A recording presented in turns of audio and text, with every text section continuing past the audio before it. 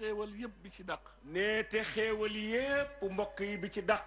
ni'matul imaani billah. nee daal xéewalu gëm yàlla. gannaaw bi xéewalu amal amee. nee gannaaw bi xéewalu amal amee ba noppi. te bàyyi ko ci suñu borom. te nag xéewalu amal ga bàyyi ko ci suñu borom tabaraka wa taala. yàlla xëccal la boppam. yàlla xëccal la boppam. dugal la ci daayiratul imaan. dugal la ci biir daayiratul imaan. billahi wa rasulihi. loolu dara dàqatu. nee kat loolu dara dàqatu ko. yal nañu yàlla fayal yàlla. nee yal nañu yàlla fayal yàlla. ndax yàlla rek a xam yàlla. ndax yàlla rek a xam yàlla. waaye yal nañu yàlla wuutu tamit fayal ñu rasulullah. waaye yal nañu yàlla wuutu it fayal ñu rasulullahi sallallahu alayhi wa sallam. ndax yàlla mi ko bind.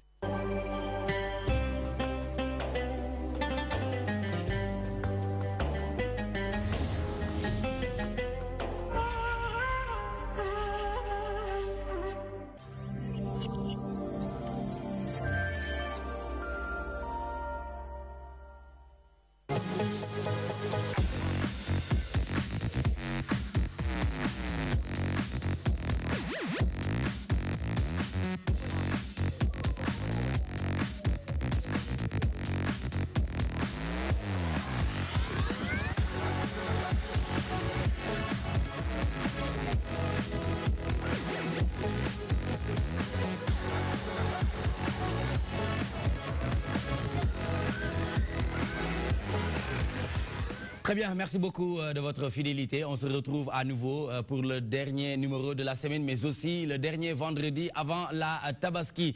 On est bien sûr vendredi 17 août 2018 que nous souhaitons joyeux anniversaire à tous les natifs de ce jour. Santé, bonheur, prospérité, succès et beaucoup d'argent. Ils ont une bougie de plus à partir de ce jour. D'y remercier les Sénégalais de l'extérieur, de la diaspora qui nous suivent grâce à l'application DTV Sénégal ou bien le site internet www.dtv.sn. TV.com, partenaire DTV, yor sénégalais de l'extérieur, de la diaspora, Europe.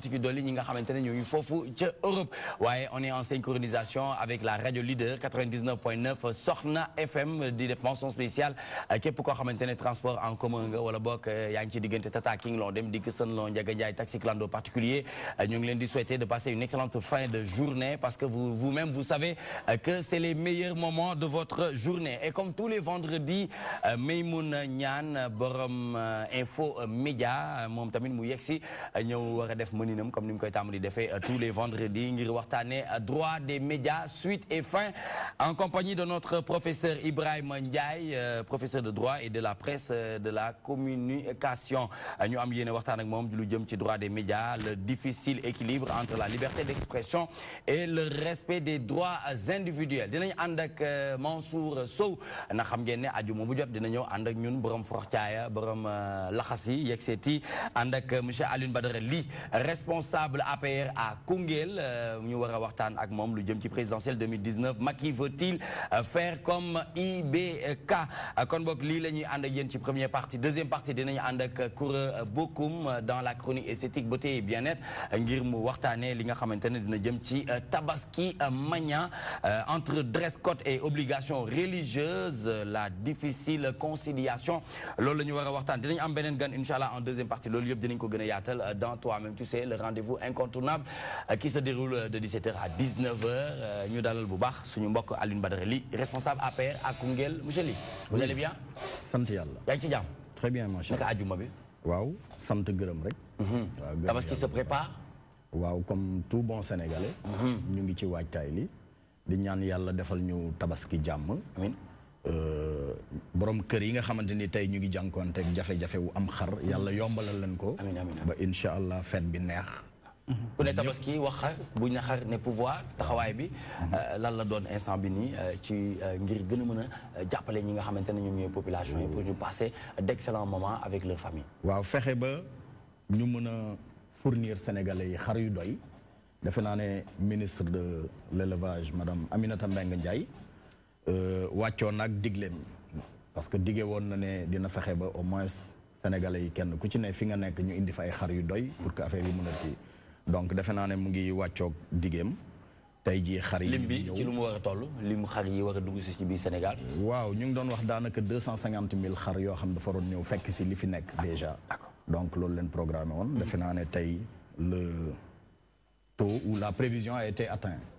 waaw donc sant yàlla li des nag mooy ñaan yàlla vraiment sénégalais yi tamit affaire yi yomb ba nga xamante ni dañ ci mun a dina nekk à la portée de leur bourse. Amin waaw très bien Alioune Badara Ly responsable APR à Koungheul di invité wu Mansour Sow ngir ñu waxtaanee présidentielle 2019 Macky veut-il faire comme IBK tu es d'accord ci li nga xamante ne wax na ko ci approvisionnement bi nga xamante ne nguur gi diggee woon na ko rawati ci dolli ministre de l'élevage muy soxna si nga xamante ne gis nañu taxawaay bu am solo bi nga xamante ne am na ko muy Aminata Mbengue Ndiaye ban appréciation nga ci am. li mu wax noonu la ci genn wàll parce que avant ñu ñëw si tabaski bi avant ñuy jege sax ci tabaski bi laa bëgg a wax que ni ministre de l'élevage et des productions animales di soxna Aminata Mbengue Ndiaye def na une tournée au niveau de la sous-région de Mali parce que xam na une bonne partie li ñuy jëfandikoo fii day jóge Mali jóge Mauritanie yooyu noonu loolu permettre na ko tey ji ñu alléger coûts yi nga ñu jëm ci wàllum transport alléger lépp lu ñu doon def ci lu jëm en terme de taxe pour que jur gi ñëw mais seulement loolu du problème bi mooy saxaaru poos gi d'accord bu xar yi baree tamit te fekk li war a nekk ci poche bi ko war a jënd nekk fi tamit loolu peut-être dañ ko waxtaanee ci kanam tuuti ndax moom am na peut-être genn wàll koo xamante ni mi ngi ci bay waaram ci foofu nga xamante foofu la bokk di Koungheul di jàppale nit ñi sur le plan social leen ci jàppale pour ñu war a mën a yegg bu fekkoon responsable Alliance pour la République yëpp ñu ngi koy def peut-être tey jii askan wi duñ toog di. Ça veut dire qu'il c'est un bon exemple.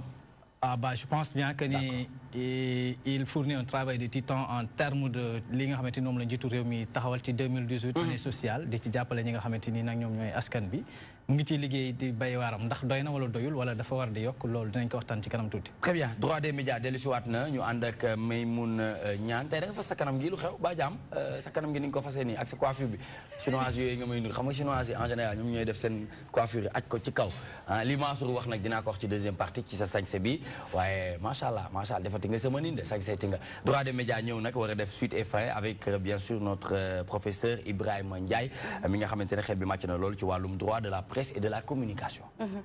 mu ngoog wax nga ko bële yoon jotoon nañu aborder li nga xam ne yenn une partie ci li nga xam ne moom la ñu waroon waxtaanee moo tax tey mu daal di fi ñëwaat rek ngir ñu gën a yaatal boo waxee li nga xam ne mooy droit de la presse xam nga ni liñ ca mën a wax bëri na pàcc yiñ ci mën a wax bëri na parce que ñun taskatu xibaar de manière générale yenn saa yi du ñuy def lu dul ay tooxi doona donc c'est bien ñuy am genre professeur yu mel ni comme monsieur Ndiaye pour gën di ñu mën a teg ci yoon ak lan la ñu war a def ak lan la ñu war a moytu bu baax a baax ci wàllum métier mi. Très bien monsieur Ndiaye professeur est-ce que jamono jii nii ci li nga seetlu ci paysage médiatique bi dafa laajaat ñu tàggataat ñi nga xamante ne ñoom ñooy les journalistes est-ce que jamono ji dafa laaj loolu dëgg. waaw di remercier aussi l'ensemble des participants à l'émission di remercier aussi la vision par rapport dans cette beaucoup de personnes m'ont saisi, m'ont appelé, nous adresser merci l'équipe, je ne sais pas. Merci. En tout cas, les étudiants. Vous savez. Bul wax je ne sais pas. Yaa ngi toi-même tu sais. Vous-même vous savez. Bul wax je ne sais pas. Tout à fait. Mais en tout cas, ils sont vraiment accrochés. Merci. À la chose. Merci. Maintenant, par rapport à li mu wax, xam nga nit, quelle que soit situation bi ak quel que soit looy def, nit lu ko wàcc loo yoon. Très bien on y reviendra tout à l'heure en attendant ñu xool bu baax li nga xamante ne moom la ñu war a gën a defar donc ñu ànd ak yéen léegi ci actualité de l'internet appelé Actubuzz ce qui fait l'actualité c'est tout de suite.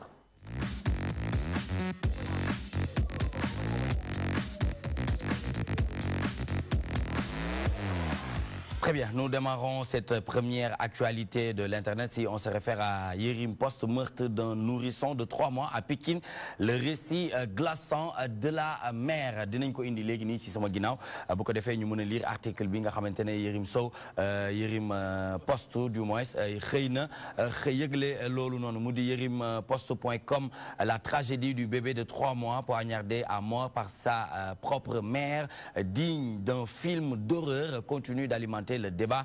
La jeune mère infanticide sera déférée ce vendredi devant le parquet. Mais avant, les limiers ont procédé à la reconstitution des faits en présence de la dame qui a raconté avec précision les détails de cette sordide affaire. L'horreur se passe à Pékin. Rue 10, la jeune dame de 21 ans constate l'absence de son époux et de sa propre petite sœur. Koumba Yad soupçonne une idylle entre ces deux dans une rage rage folle. Elle multiplie les va-et-vient dans la maison et soudain pénètre dans sa chambre où elle saisit son nourrisson, le prend dans ses bras et se dirige dans un coin de la maison où sont posés les ustensiles de cuisine. Elle se saisit d'un couteau. Toujours dans son récit, elle raconte qu'elle a plaqué le bébé au sol et lui a planté 2 coups de couteau sur son flanc droit. Ensuite, elle explique avoir jeté le bébé par terre avec le couteau et s'être dirigée vers l'entrée de la maison. Voyant l'enfant ensanglanté, une colocataire a alerté par ses cris le reste de la maison. Le bébé a été transporté à l'hôpital Dominique de Pikine, mais c'était trop tard. Le nourrisson était déjà mort. Informé, la police a procédé à l'arrestation de la meurtrière présumée. Muy actualité boo xamante ne en tout cas waxuma la buzz mais ça a fait le tour du monde. Ñu ànd ceeg yerimpost.com pour débarrer cette première actualité. Mansour, en tant qu'avocat, aujourd'hui vous êtes devant la barre nga war a plaidel ki nga xamante ne moom mooy madame Coumba Yade ñu ngi lay dig. plaidel ko moom dina nekk lu jafe dama naan créature du destin ou ironie du sort dans la mesure où dernièrement dañoo génn ci semaine boo xam ne peut-être góor ñi ñoom lañ tegoon devant la barre muy góor ñi nga ndax benn góor moom moo manifesté woon manifestation bu doy waar ndax dafa dóoroon soxnaam dóor ko dóor yu metti ba mu am ci ay gaañ-gaañ ñëpp indi ñu ci loolu noonu defuñu 1 à 2 semaines ñu gis jigéen ci boppam mi nga xam ne moom moo jur mu def acte boo xamante ni acte bu répréhensible lañu kenn waru ko lii amul explication kenn mënul expliquer ni boo ko naree plaider loo ko war a mën a plaider excuse man amuluma excuse sincèrement parlant. Très bien. Professeur Ndiaye, en tant que professeur de droit de la presse et de la communication, aujourd'hui vous êtes devant la barre nga war a plaider ki nga xamante ne moom mooy madame Coumba Yade ci jëf ji nga xamante ne def na ko ñu bëri ñu ngi koy ñaawlu wax bi bëri na mais tey en tant que ñu nga taxaw ci kanamu barre pour war a nekk avocat am lan la ñu mën a séntu. D'abord, je m'excuse, hein, vraiment, je suis sidéré par rapport à ce qui s'est passé. Hein. Ça me choque, d'autant plus que je fais partie d'une équipe boo xamante ne seen liggéey yëpp bu ñu xëyee ba suba ba ngoon jot mooy défendre xale. Donc, je suis un collaborateur pratiquement régulier de la CAP, la cellule d'appui à la protection de l'enfance. Et bu ma déggee yu mel nii daf may choqué ba nga xamante ne je pense plutôt à l'enfant. xale bi dem moom laay xalaat waaye liggéey la aussi. juriste yi en matière pénale dañuy wax ni bu fekkente ne nit ki am na lu mu def ak lu mu graw il faut que ñu taxaw ko. il faut que moom ko défendre. Tout à fait. même bu demee ba amul dërëm bu mu fay avocat. état moom dafay jël ci xaalisam. mu commettral ko benn avocat d'office. mais situation yu mel nii stratégie bu gën a yomb pour un avocat moom mooy mu plaider la démence. démence mooy ku tàggoo ak xelam nga xamante ne instant bi ngay def li ngay def tàggoo nga ak sa xel loolu théorie irresponsabilité dañ ko ci mën a retenir mais bu fekkente ne nag nit njaay kese na là vraiment je suis vraiment choqué en tant que défenseur des enfants en tant que collaborateur aussi des institutions qui défendent les enfants. Monsieur Alioune Badara Ly. Je pense que déjà damay ñaawlu acte bi. Père de famille que je suis, déjà man rapport bi may njëkk a gis mooy rapport mère enfant mu nekk loo xam ne d'habitude li koy sos dafay nekk lu fort donc su yaay attanee jël paaka jam doom comme ça je pense que je vais abonder dans le même sens que monsieur Ndiaye. Donc man ay avocat laa bëgg gis de fu mu toll nii ñoo xamante ne dañu war a taxawaayu. waaw justement. Oui. Donc li mu wax surtout mooy plaidel ko démence.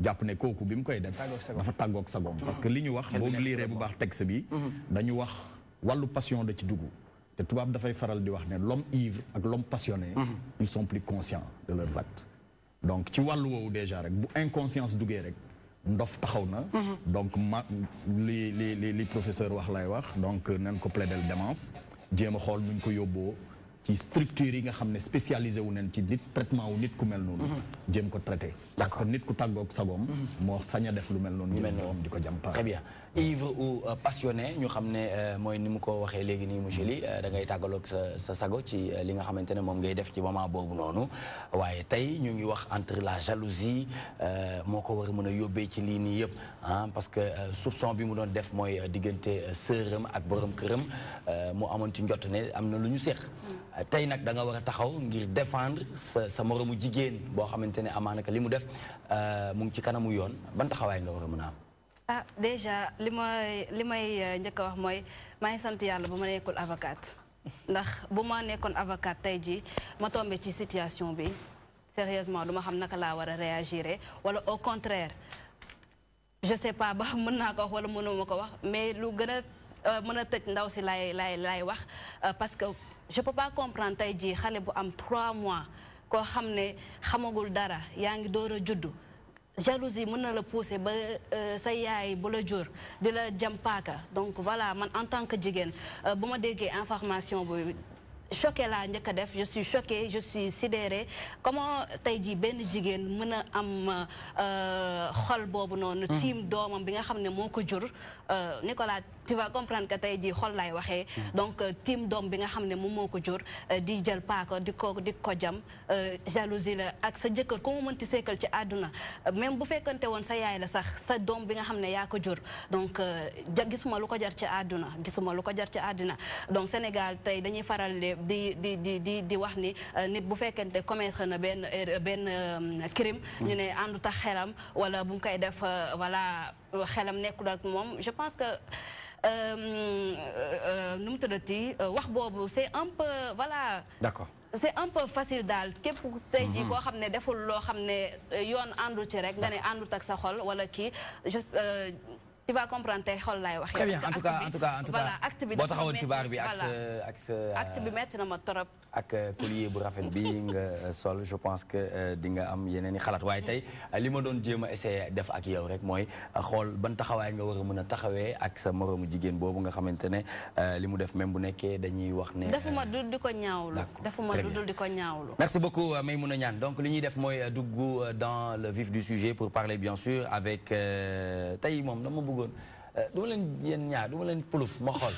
kan moo war a mais demal Infomédia may naa ñu dem Infomédia parce que liñ ci war a mën a waxtaan bëri na te di ñu ci mën a rebondir yow ci yenn point yu bëri ñu ànd ceeg docteur professeur du moins Ibrahima Ndiaye ñu war a waxtaanee droit des médias c'est tout de suite dans Infomédia.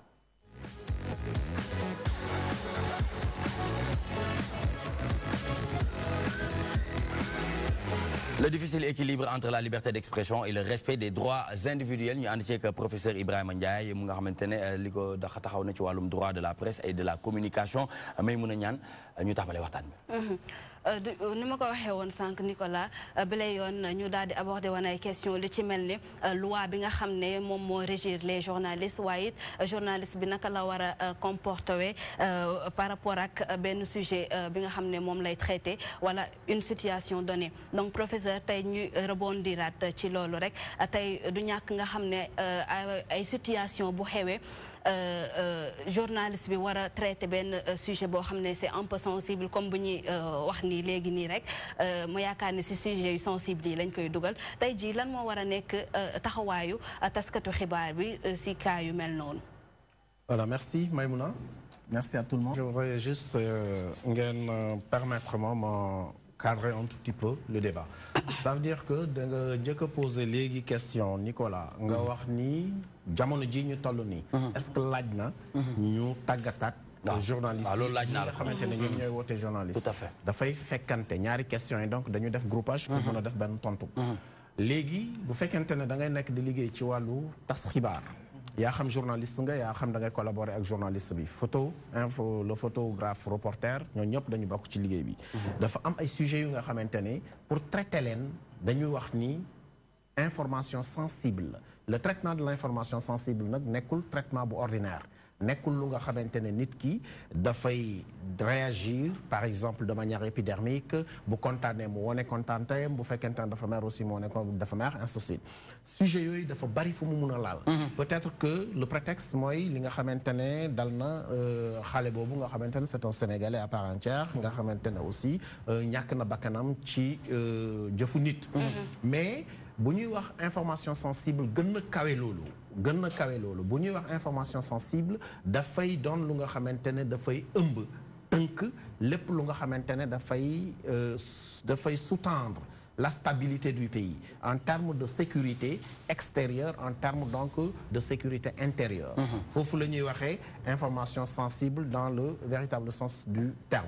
À partir de là maintenant, vous faites qu'un journaliste, vous avez une situation bu tollu noonu Mansour journaliste la mu ngi doon tukki dem na bay romb frontière bi mu am kenn ku ko dogaale wax ko ni ko fee ci frontière ba kat am na ay nit yu ma fa gis yu nga xamante ne seen comportement dalul sama xel ci jamono ji ñuy toll mu di wax mu nekk contexte boo xamante ne dafa marqué dañ ko marqué ak terrorisme tey bu fekkente ne Mansour c'est un journaliste professionnel qui a été bien encadré bu am fu mu sukkandiku pour def liggéey bi du doon koo xamante ne daf koy njëkkante pour ne dama am scoop la notion de scoop la notion de buzz dafa waroo ak li ñuy wax traitement information sensible traitement information sensible dafay doon lu nga xamante ne yow mi doon journaliste bi tey am ko da nga koy noppee benn dem directement ci ku nga xamante ne c'est une personne habilitée léegi nag ñi nga xamante ne ñoom la ñuy considérer comme personne habilitée dans le spectre ñan la mooy ñi nga xamante ne ñoom ñoo toogal nguur ci ñaari wàll soit administration mu nekk les sous-préfets préfets gouverneurs ainsi de suite soit mu nekk les forces de défense et de sécurité nga xamante ne lépp luy takk der dañ ci bokk bu fekkente ne am nga information boobu noonu nit wax na la ne ñee ma gis fële niru nañ ma ay terroristes ou bien li ma gis fële ne niru na ma ab bombe boo xamante ne dañu ko fa teg si vous vous rappelez am na benn jeune boo xamante ne defoon na ko fi ci Almadi bi alors bu fekkente ne yu mel noonu am na yow nga nekk journaliste ñu wax la ko li ngay njëkk a def mooy entrer directement en contact avec l'autorité administrative yaa xam ndax sous-préfet la préfet la ou bien gouverneur la ou bien ko nekkal la léegi boo ko waxee yow tu demandes tout simplement à ce que kooku def li mu war a def au niveau de l'administration am na système de renseignement bu nga xamante ne c'est chiffré ñoom mun nañu jàllale information ba mu yegg fa mu war a yegg ñu déployer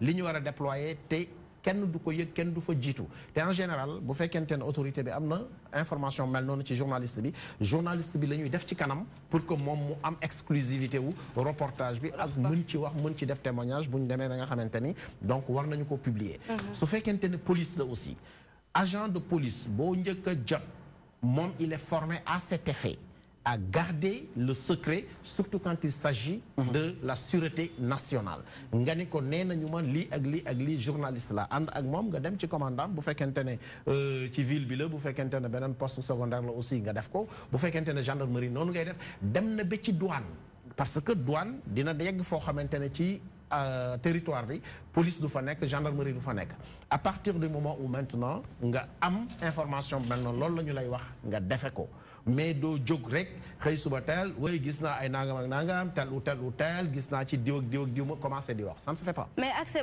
point boobu plutôt professeur dañuy faral di gis ni accès à l'information ci boppam problème la fii ci Sénégal. cité nga léegi li nga xam ne mooy police douane gendarmerie wala ñoom seet mais pour yenn saa yi nga am yenn information yi ñoom boo demee peut-être duñ la jox yenn information yi mën naa wax ni mooy waral di yenn ci ay taskatu xibaar di génnee di ay xibaar yoo xam ne peut-être du dëgg wala sax source bi ci boppam waxu leen ko.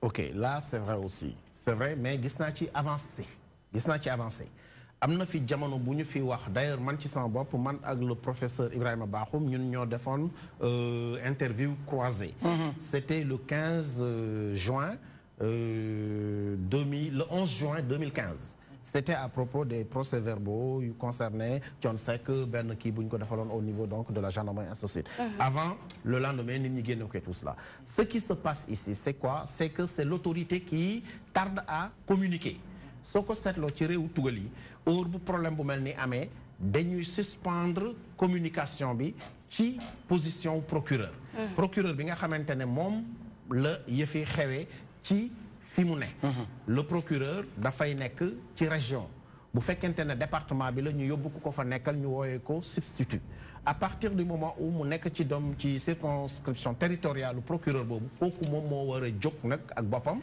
jël information bi def recoupement yi ci war benn lii moom moo war a génn lii la ñu war a jox presse bi day taxaw mais ce qu'on ne veut pas ici aussi mooy que yow journaliste nga gën a gaaw procureur bi parce que le procureur kilifa la amul droit wax loo xamante ne da ciy dellu si waat naan dama juumoon. Donc mais aujourd'hui qu'est-ce qui explique ce phénomène yàkkamti boobu noonu. yàkkamti bi c'est en général li ma wax la notion de scope. le manque de professionnalisme. ak aussi la nature de la formation. parce que bu fekkente ne journaliste da nga ko jàngal rek aspect technique bi. nii ngay bindee nii ngay defee lii nii ngay defee lii nii ngay defee lii mais dafa mel ni nga jël sa benn mbër yafal ko entraîné ko ba mu am doole nga ne ko dugal ci làmb ji fii la mais waxuloo ko li ñuy aaye ci làmb ji. d'accord kooku mun naa matte. règlement bi règlement bi da nga ko koy wax. da nga koy wax ni ko te pour mu mun a def loolu maintenant il faut que forcément dans le module d'enseignement ñu dugal ci droit. droit boobu noonu dafay nekk depuis le début jusqu'à la sortie ba noppi du yem foofu parce que droit dafay dund. tey mun nañ la former Mansour bi muy génn am na ay dispositions yoo xamante ne amagul woon su boobaa kër gi nga xamante ne fii la bokk ñoom ñooy jël ay initiatives maintenant pour de remettre leen au goût du jour defal leen. tàggataat leen def voilà dans le cadre de la formation continue. upgrade leen quoi. et cela aussi devrait être aussi facilité par des organes comme le CNRA. CNRA dañu fi nekk pour réguler. mais bu ñu demee ba nga xamante ni jëmmi jamono xool nañu ne journalistes yi constaté nañu ay dérives yu bare war nañu mun a demander organe de presse yëpp nu ñu mun ci toll ñu yónnee ay journalistes surtout ñi ñuy gën a utiliser ñu defal leen ay sessions de formation. ces sessions de formation mun nañu ko def au niveau national ce sera un peu plus compliqué mais mun nañu ko décentraliser ba nga xamante ne CNRA fépp fu mu am bànqaas. mais loolu CNRA da koy faral di def bu ci mujj bi rek récemment def na ko ak la publicité. Très bien. Genre formation. C'est bien. Surtout, en tout cas, ce qui touche à l'information sensible, il faudrait que nous gagnions liguer. Parce qu'information sensible, c'est une question de sécurité nationale, c'est une question de défense, mais aussi, bu ñu la ko dóoree. fen yi dinañ ci ñëw ci kanam sax mais voilà ma bëggoon aborder tuuti rek li nga xam ne mooy secret des sources donc ñëpp xam nañ ko tey lan moo ci nekk droit bi nga xam ne moom la journaliste bi am bu ñuy wax source. oui la protection des sources moom dañu ko may le journaliste bu fekkente ne nit ki daf lay déey te li mu lay déey mun na andi werante boobu mun na am andi ñoo xamante ne daf leen di gaañ kooku dafa laaj nga nëbb ko mais l'absoluité de la règle loolu la ñuy bañ absoluité de la règle moom mooy ñu ne yow journaliste nga Mansour ou bien yow journaliste nga Maïmouna am nga telle information par rapport à telle léegi da ngay noppi ci source boobu quelle que soit conséquence bu mënti am ça dépend tout simplement de la nature de l'information am na information bu nga xamante ne juge bi daf koy soxla pour mun a jël décision source boobu noonu mën na doon nit moom moo ko téye daf la ko jox mën na doon sax koo xamante ne ci wàllu liggéeyam la ñu ko dénk loolu moo constitué source bi tey am na fi benn histoire boo xamante ne amoon na fi Thiès il y a de cela je ne sais pas une dizaine quinzaine d'années jël mboq nga sànni ko nit mu daanu dee c'est invraisemblable moom la ñuy wax tombé waral ay lu mel noonu bu amee ñu ne diw bi sànni mboq bi moom moo rey war nañu mun a demander ab médecin légiste mu def autopsie pour ñu seet ndax instant bi ñuy sànni mboq bi kooku tombé wu la xolam di arrêté parce que c'est un insuffisance cardiaque mboq koo xamante ne leneen moo ko waroon a rey ci instant boobu à partir de là maintenant le dossier médical dañu def ni ça fait partie des éléments de la droit des éléments donc de la vie privée les éléments de la vie privée yi ñuy protéger yépp kenn amul droit accéder ci d'accord tant que neexul boromam mais am na ay exceptions yu nga xamante ne su boobaa juge bi donc procureur danaan andil leen ma le dossier médical concernant tel ou tel ou tel pour que mu mën a jël une bonne décision c'est pareil aussi su fekkente ne dafa concerner la sécurité intérieure la sécurité extérieure du pays et tout cela il y a des informations yu nga xamante ni la protection individuelle de la personne est considérée comme inférieure à l'intérêt qui est supérieur et qui concerne donc l'intérêt général su ma ko mënee tekki tuuti ci wolof mooy que li nga xamante ne moo aar réew mi yëpp moo ëpp solo loo xamante ne benn nit kese la loolu moom moo tax léegi les exceptions dañ ci nangu. Très bien Mansour Sow. Tout se résume à merci beaucoup professeur en tout cas pour ces éclairages je pense bien que bari na loo xamante ni ay zone d'ombre la woon gën na leer ci bopp yi maintenant il faudrait savoir lan mooy vie privée ak lan mooy vie publique quand est-ce que vie privée vie publique autant pour moi privée le mën a intéresser le public il faudrait que en tant que koo xamee xam-xamam dafa wàcc màcc ci wàll bi mën a permettre tey jii les professionnels yi ci yëngu ñu mën ko jëfandikoo en d'autres termes est-ce qu'aujourd'hui un journaliste peut-il avoir le droit de violer la vie privée d'une personne?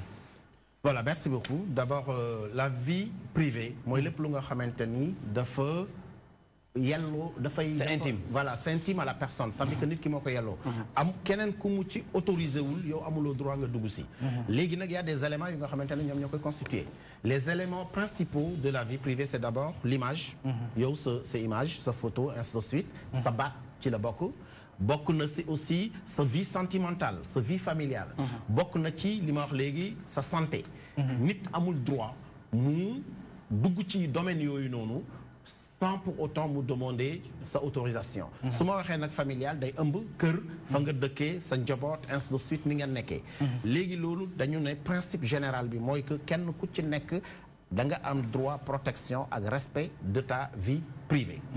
Benen bi ci top moy que le journaliste bi nga xamantene maintenant mom da fay jël ay information di publier yow mi nga xamantene dañu ne sa li ya ko mom ni ak ni nga ko wara samé boko samé wul nonu nga yobbu ko fa nga xamantene ku fa jaar gis lo fa def buñu ko waxé mënuloo wax ne dañu unni sama sutura parce que dañu dugg ci sama vie privée. Je donne un exemple, c'est très simple. Bu fekkente ne dañuy wax waxu vie privée dañuy wax ne da ngay dugg par exemple nga nek entre quatre murs. Loo xamante ne ci entre quatre murs la ko nit di baaxoo def. yow boo ko génnee entre quatre murs nga dem def ko ci mbedd mi su ko nit ñi waxee mënuloo alléguer waxu donc intimité ou vie privée ou bien violation de la vie privée. Ce qui veut dire en clair donc que le journaliste bu fekkente ne nit ki mu jàkkaarlool aussi dafa yenu te li mu yenu dafa bokk ci li nga xamante ne réew mi ñoom ñoo ko moom. loola may mu yenu dina impacté maanaam dina wàññi tuuti ci notion vie privée wu nit ki. da nga xamante ne quand on est un homme public nga xamante ne da nga amee ay responsabilités publiques. am na yoo xamante ne waruloo ko taxawee parce que boo ko taxawee day doon obligation ci ñun ñu xam ndax kii ñu amal affaire. jox ko suñu yëf. dénk ko donc kooku ni muy doxalee. est-ce qu'il est à la hauteur ou pas? Très bien. beneen wàll gi peut-être moom la ñu commencé woon bi passé lu jëm ci wàllum diffamation les procès en diffamation parce que bari na ci jamono daal en tout cas bari na lu mu amoon fii ci Sénégal. ñu bari jàpp ni que ni au rythme bi mu doon amee est-ce que narul woon sax violer wala dem sax ba empêcher askan bi le droit à l'information en d'autres termes le droit à l'expression. Oui, diffamation dafa doon lu nga xamante comme je l'ai dit moom mooy loo xamante ni moog journaliste bi dafa mel ni dañ leen mooñaale. parce que journaliste bi bu fekkente ne dañ ko ne yow voilà dañ ko ne yow wax moom mooy sa liggéey. wax moom moo tax ngay dund da nga war di wax ci nit ñi ci jaww ji ak li nga xamante ne moom mooy doxal réew mi. ba noppi ne nit ñi wax ji ñuy wax bu fekkente ne yow concerné la dañu xam la ba nga xàmmee sa bopp ne ba nga sentir sa bopp ci li journaliste bi di wax. mais que li mu wax ci yow. Porter atteinte à l'honneur et à la dignité de l'individu moom mooy nga toroxal ko ou bien nga teg ko gàcce ainsi de suite ainsi de suite bu fekkente ne demee na noonu nit ki dafay am droit maintenant sur le fondement de l'article 258 du code pénal mu attaquer la devant le juge pour procès en diffamation mais dafa baax ci aussi bu fekkente ne dañuy wax diffamation ñu dendale ko ak injure dendale ko ak calomnie parce que ñett yooyu benn action bi nga def yow journaliste mun na ëmb diffamation ëmb injure ëmb calomnie mais différence bi droit di def ci diggante ñett yi mooy que diffamation dafay doon lu nga xamante ne am na c'est-à-dire que li nga wax ci nit ki loolu jàpp nañ ne jëf la jëf boo xamante ne nit ki def na ko ou bien defu ko mais en tout cas lu existe la c'est un fait à partir du moment où maintenant fait bi nit ki la concerné yow li bi ngay wax dëgg nga wax ou bien waxuloo dëgg mais li nga wax attaqué na honorabilité nit ki on considère que nit ki moom mooy dem ci juge ne kii li mu wax ci man diffamation là. C'est la raison pour laquelle la fois passée j'ai dit à Maïmouna que l'exception de vérité ne peut pas absoudre le journaliste par rapport à sa responsabilité en diffamation. C'est-à-dire qu'en soi, même si ce que tu dis est vrai, c'est tant que la personne qui est concernée est bafouée dans son honorabilité, dans sa dignité, on considère qu'il y a effectivement diffamation. Injure nag dafay doon lu nga xamante ne dafay manifester benn manque de mauvaise foi de la part de celui qui injurie. Pourquoi? Parce que da nga koy rapporté ci xeet da nga koy rapporté ci dàkkantal nit ki ak lu nga xamante ne da koy toroxal moom mooy invective. dañuy jàpp ne ki nga xamante ne day wax lu ñaaw jëmale ko ci keneen te wéeru ko ci dara injure la donc mun nañu ko traduire saaga ci wolof. À partir du moment où injure lañ la poursuivre aussi na nga jàpp ne dañ lay condamné. Pourquoi? Parce que la preuve mooy support bi bu fekkee da nga bind dañ koy andi bu dee da nga wax enregistrement la bu dee fekk film la aussi dañ koy andi te yow mi koy def amuloo woon benn intention bu nga xamante ne donc en revanche daf la waroon a andil dara bu fekkente ne li ñuy wooyee nag maintenant calomnie la calomnie moom mooy sos. C'est-à-dire que da ngay sosal nit ki sos bu tooy xepp boo xamante ne moom yëgu ko xamul lu xew ainsi de suite boole ci nag da nga koy yàq da nga yàq nit ki su boobaa mauvaise foi bi dañu koy teg ci kanam ba nga xamante ne nit ki bu porter plainte aussi doo ci mun a rëcc. Il lui suffit tout simplement d'apporter le support pour dire que durant cette émission ou bien ci coupure de journal bi ou bien ci film bii nii diw def na fi loo xamante ne dama ko considérer mais il faut retenir en définitive tout simplement que les journalistes en général mën nañu ko éviter xam nga lu tax. Moi je dis qu'il faut savoir s'abstenir et je dis ça tout le temps aux journalistes qui bokk na ci séminaire de formation bi nga xamante ne on l'a partagé. J'ai dit aux gens il ne faut pas s'obstiner à sortir l'information. Quand tu t'obstines à sortir l'information alors que tu n'as pas procédé comme le dit le doyen que je salue au passage Bakary Domingo Mané. Tu ne t'es pas marié avec Eva, c'est une technique qu'il a inventée. Il dit que le journaliste doit tout le temps se marier avec Eva. Eva signifie, le E, c'est l'exploration. Ensuite, le V, c'est la vérification. Et le A, c'est l'approfondissement. Quand tu vas explorer, tu vas vérifier, ensuite tu approfondis tes informations, ça peut t'aider effectivement à savoir ce que tu dois dire. Mais à partir du moment où toi tu t'abstiens maintenant de cela, tu peux effectivement tomber dans des dérives. Il faudra pour le journaliste donc éviter les coups que coûte man dina génne lii même bu fekkente ne dafay gagner. D'accord. ñu jàll tuuti ci monsieur Alioune Badara Ly en tant que responsable politique APR. Aujourd'hui naka nga gisee taxawaayu presse ci mim réew c'est vrai que am na li nga xamante ne ñu ngi koy seetlu muy coppite boo xamante ne kenn xamul fa mu jëm mais yow en tant que politique ban taxawaay nga gisee presse ci mim réew. waaw donc foofu je pense que tey muy presse muy métier boo gis rek fam ay règles yoo xam ne moo ko war a régir. tey boo demee ci médecin bi dañu lay wax code de déontologie. nga dem ci jàngalekat bi pareil. donc aussi presse bi tamit loolu la tey defe naa ne presse dafa nekk loo xam ne dafa am rôle bu am solo bu muy jouer ci réew. mais malheureusement tey lu tàkk ci dëkk aussi presse a ko taal parce que. waaye tamit nañ ci benn genn wàll tamit lu tàkk ci réew tamit politique yi am nañ ci. waaw non xam nga presse bi. mooy jottali. d'accord te sànq wax na ko nature information dafa am solo. am na information yoo xam ne moom tuddee na ko information sensible. boo xam ne xëy na dafay laal peut-être ci caractère vie privée wu nit wala mu nekk information boo xam ne dafay laal ci wàllu sécurité publique wala sécurité intérieure du pays et tout donc daf di information boo xam ne traitement am dafa am lu mu laaj mais su journaliste bi jiitalee lii mu mujjee wax muy se marier avec Eva boobu mu wax explorer vérifier ensuite approfondir je pense que di nga joxe information boo xam ne dina mucc ayib te au contraire au lieu muy indi safaan ci rëkk bi dina dimbale nit ñi ba ñu xam li xew. D'accord. te defe naa ne qui informe bien vraiment aide la société à mieux gérer des problèmes. Tout à fait. Mais donc lu am solo la. Professeur yenn saa ñuy gis ne yenn taskatu xibaar yi ñu ngi jot ay menaces peut-être si am na benn situation bu xew mu jox benn information boo xam ne arrangé wul benn partie alors ci loolu mën na jot ay menaces est-ce que ci loolu tey jii droit permettre na ñu def benn journaliste sur écoute. Voilà, merci. C'est-à-dire que d'abord dañuy wax léegi les éléments qui constituent la vie privée, les éléments de la vie privée. Nit ki l'intimité dafa déparé foofu mais sa communication tout ce qui tourne autour de tes correspondances. Correspondance mooy nga moyens yi ngay utiliser pour mun a jokkoo ak ñeneen. il y a une commission des données personnelles bu nga xamante ne dañ ko institué avec la loi de 2008-12 boo xamante ne dafa leer ci loolu. Ça veut dire que nit ki amuloo droit yow waxuma la nga mettre ko sur écoute mais amuloo droit sax nga jël téléphone am taal ko xool message ci biir dafa bokk ci vie privée. Léegi nag quelles sont les personnes qui font cela? Pour quelles raisons la ñu war a mettre nit sur écoute? Kan moo war a joxe ndigalu jël nit nga mettre ko sur écoute? C'est là la question.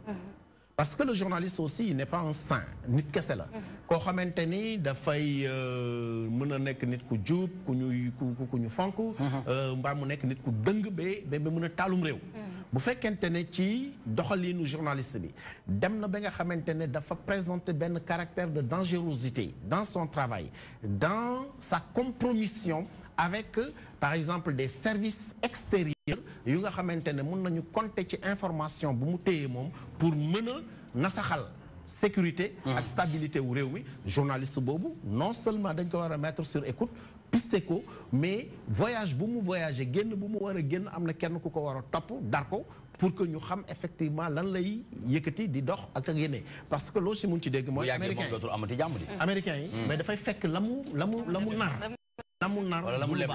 waaw la mu nar eggagu ca mais la mu nar du baax.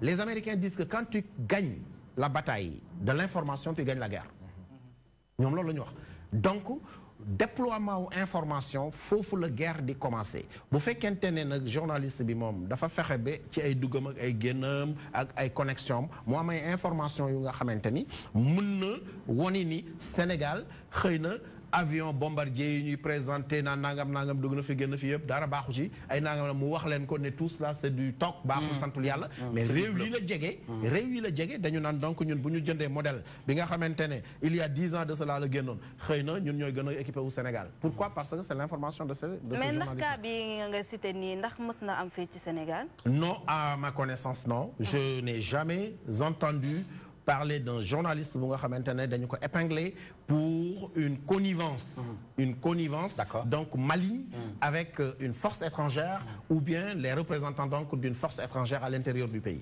Loolu quand même musuma ko dégg et je salue le professionnalisme dafa mel ni monsieur Aliou Badara sénégalais par rapport à ça. C'est par rapport ak dernière question. Oui moom la ma ne dafa mel ni dafa am loolu ci bëgg mais xam nga déjà bi attaque de Boffa Bayotte bi amee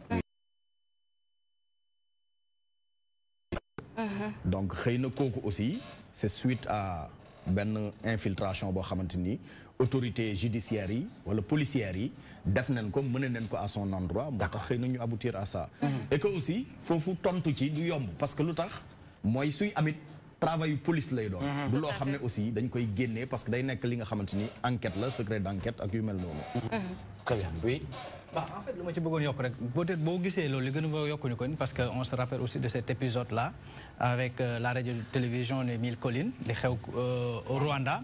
Le journal Kangura je pense bien que bokk na ci loo xamante ni moo exacerbé ba tey ba tax ñuy daw parce que information aussi souvent ñi koy manipuler sax xamuñu lu ñuy manipuler nu may denrée bi. c'est une denrée périssable. maanaam bu ñu ko yoree ñoom dañu bëgg kat coûte que coûte rek. il faut que ñu génnee ko. nu mu gën a gaawee instantanéité maanaam njëkkante bi ñu ñooy tax loolu tax souvent ñu duñu peser. li nga xamante moom lañ yor nañ ko njëkk a wax ñu ñoo ko njëkk a wax waaye ñu ñoo njëkk a wax dëgg gi souvent duñ ci bàyyi xel ba ma ko mayee rek juste peut-être une question pour professeur dinaa la ko may boo ko laaj tey nii ci kanam askan bi dinaa la ko may non xam lan moo tax ma wax ko dafa tudd sànq la CDP la commission de protection des données personnelles te jamono ji contexte bi xam naa gis ngeen ko dans les réseaux sociaux wala même ci li nga xamante mooy WhatsApp ak autre même les gens se partagent une vidéo d'une femme boo xamante ni ci marché la nekkoon doon fa jël kii xam nga loolu tamit aussi il faut que nit ñi ñëwaat ci protection nit ki est-ce que am nga droit di génne image nit ki donte sax que ni kooku dafa fautif. Voilà, c'est bien. Merci beaucoup. Gis naa affaire bi. Gis naa c'est la dame qui a pris les touffes de cheveux là. Voilà. Après mu dugal benn téléphone. Ok, c'est bon. Vous savez nit ñu ngi lay protéger. ci kaw yow nga nekk ci li nga war a ne. c'est-à-dire nga nekk si yoon. mais mënuloo tey comme exemple bi ma lay jox c'est une illustration parce que man noonu lay procéder à chaque fois. nga dem agressé Nicolas jël téléphone am. ngay wàññeeku di ñibbi ñu agressé la jël téléphone bi. nga dem porter plainte ne dama agressé John am téléphone di ñibbi ñu agressé ma. jël téléphone bi. su boobaa yow da nga avoué donc délit bi nga xamante ne def nga ko donc yow yaa jébal sa bopp yoon. dëgg la beneen bi si topp mooy que ndaw soosu loolu mu def noonu kii monté ay caméra de surveillance loolu la sóoraale woon. ku dem yàgg na cee sonn. teg matériel di ko jaay toog ba mu yàgg mu def inventaire gis ne ñett la jaay te juróom la andi woon ana ñaari. à partir de là maintenant protection des données personnelles dafay demander. képp ku nga xamante ne yaa ngi poser sa caméra de surveillance. nga def benn tableau signalétique ci suuf. woni ne bërëb bii nii ngeen di ñëw mbaa ngeen taxaw équipé nañu ko de caméra de surveillance léegi yow bu fekkente ne au mépris de cet avertissement là léegi dem nga def lu nga xamante ne loolu moom moo taxoon ñu def fa caméra de surveillance bi tu ne peux plus alléguer le fait de n'avoir pas été informé de l'existence de la caméra de surveillance ça veut dire que mënuloo wax ni xamuma ko woon encore que bu fekkonte ne dañu la jàpp amuloo droit nga wax ne way ki mi moo tax ki fi def caméra bi moom moo tax ñu jàpp ma parce que sinon man waroon naa rëcc yow li nga def moom mooy li nga xamante ne dëppawul ak yoon et nul ne peut se prévaloir de sa propre turpitude maintenant pour réclamer un droit de quelque nature que ce soit à partir de là maintenant ñu bu ñu génnee ci wàllu ku sàcc ki sàcc j'espère que ndaw si dañ ko jàpp parce que loo ci mun ci dégg amul dara lu mun a justifier loolu même la femme qui a volé du pain pour nourrir son enfant cette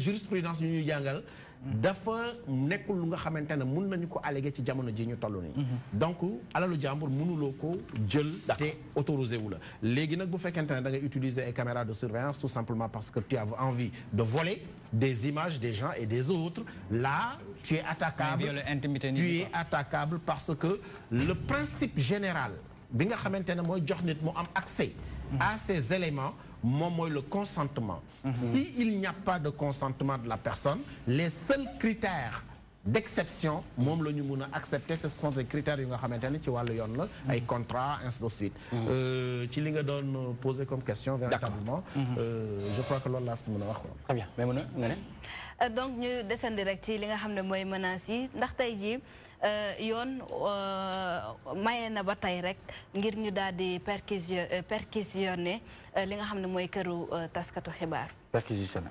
Bon, Maïmouna, on aura encore Soudou Kidiba, votre ami là, Pape, que je salue au passage, le président de la Convention des jeunes reporters. Au bout on est comme des boxeurs, quoi. Voilà. Non, c'est parce qu'il dit que moi, je tire trop sur les journalistes là. Et lui, il est chargé de les protéger. Donc c'est ça. Je ne tire pas en fait, mais de me dit canaliser pour Yonbi. Parce que comme j'ai dit, j'ai pas envie quand même de me réveiller le matin pour me certifier nous fallait ou bien Liberté 6. Alors je dis que bu fekkente ni nit ki da nga nekk ci loo xamante ne yoon la amul looy tiit le meilleur avocat de la vie c'est la droiture c'est-à-dire que bu fekkente ne da nga tegu ci yoon amuloo looy tiit mais bu fekkente ne dañu jàpp ne yow mii war nga làq loo xamante ne war na andi firnde c'est-à-dire preuve de l'existence d'une culpabilité ou bien pour disculper une personne nit war na mën a yónnee ñu dem perquisitionner ci wolof mooy lañ bët mais loolu ça ne se fait pas comme cela de manière automatique voilà donc le commandant de gendarmerie le commissaire de police mënu ko santaane il faut que mu am un mandat du procureur boo xamante ne daf ko koy jox mandat bi dañu koy bind du doon loo xamante ne dañ koy téléphoné dañu koy bind bu ñu yegg see fekk fa nit il faut que ñu wone ni effectivement procureur jox na xibaar bi lu mu war a def war na garaaw de ba ñu war a def loolu yëpp non li muy def moom la keneen ki di def rek ki nekkul taskatu xibaar parce que li ñuy seet si foofu moom mooy ndax amuñu fa loo xamante ne mën na firndeel d'accord culpabilité mbaa mën na teggi tuuma loolu rek lañ fi wut très bien mais aujourd'hui dafa am njàngale bu am solo boo xamante ne dañuy tàmm di wax ne le doyen Mame Less Camara moo ko doon tàmm di wax te loolu yàgg na muy maanaam booy bind benn article wala nga war a def benn revue de presse nga war a wax ci nit boo da ngay dindi tur ba teg sa turu waaju bu góor wala bu jigéen si ça choque nga xam ne baaxul si ça ne choque pas nga mën ko publier est-ce que aujourd'hui ci jeune génération journalisme est-ce que ñu ngi ko ci sentir ñu ngi sentir faire la part des choses boobu noonu. Merci d'abord pour le nom que nga évoqué muy Mame Less boobu nga xamante ne c'est un très grand formateur mu mel ni comme ñoom Ibrahima Bakhoum mu mel ni comme ñeneen ay Tidiane Kassé ay ñoom Sada Kane yi nga dégg fii nii yëpp ñooñu ñu ngi ci dëkk bi ba léegi ñenn ñi retraité nañ ñenn ñi ñu ngi def formation et tout cela mais il est temps que ñu jël leen ñu constituer benn force bu nga xamante ne moom mooy defar lii di ñëw. xam nga lu tax ñoom bi ñu leen di former. fekkente wu ñu woon ak les TIC là. ba nga xamante ne nit mun naa nekk ci biir néegam bokkatu am connexion rek def sa bopp journaliste. D'accord. di def ay publications yu nga xamante ne doo ko vérifier xamuloo nan lañ koy bindee. à partir de loolu mu wax naa la ci dolli leneen. Oui. dañu nekk au niveau donc de l'hôtel là comment ça s'appelle encore de teeru bi ñu nekk ci benn séminaire moom mu jóg di wax mu jël micro bi téye ko nii moom maam les certainement mu ngi may déglu xam na li ma wax. mu ne objet bii ma téye moom laa gën a ragal. te moom mooy liggéeyukaayam. ba mu yàgg mu wane bopp bi fi ngay waxee mu ne bii nag laa ci gën a ragal su ma amee bu ma ciy ñemee ci gannaaw lay doon mooy fi nga xamante ne foofu la fil bi di duggee parce que boobu fa waxee du jàll. du jàll ça veut dire quoi ça veut dire que yow bu fekkente ne da ngay wax li ngay wax war nga ko togg ba pare war nga ko natt ci sa bopp war nga ko natt ci sa bopp mooy fi muy waxee ni bu fekkee da ngaa war a tudd doom turu papay jàmbur dindi ko ci sa xel nga def fa sa papa bopp bu fekkente ne yaayu jàmbur la dindi ko ci sa xel nga def fa sa yaayu bopp loolu la wax su boobaa la ca topp bu fekkente ne yow mën nga ko nelewaale jàppal ne mën nga ko wax mën na nekk waaw te loolu bu fekkonte ne ku nekk da ngay natt la ngay def nit ki ci sa bopp je crois que donc mooy titre yi ñuy tàmm di gis nii comme yu mel nii rek ñu ne titre bi boo ko gisee rek nga bëggoon ci bind may mën a ñaan dindil may mën a bi teg ci Mansour wala nga teg ci sa benn sœur pour xool impact bi muy def bu nekkee impact bi négatif na nga dellu ci ginnaaw bu nekkee positif na nga bàyyi bu dem monsieur Ly am na lu mu ci bëgg dolli balaa muy def la dernière question oui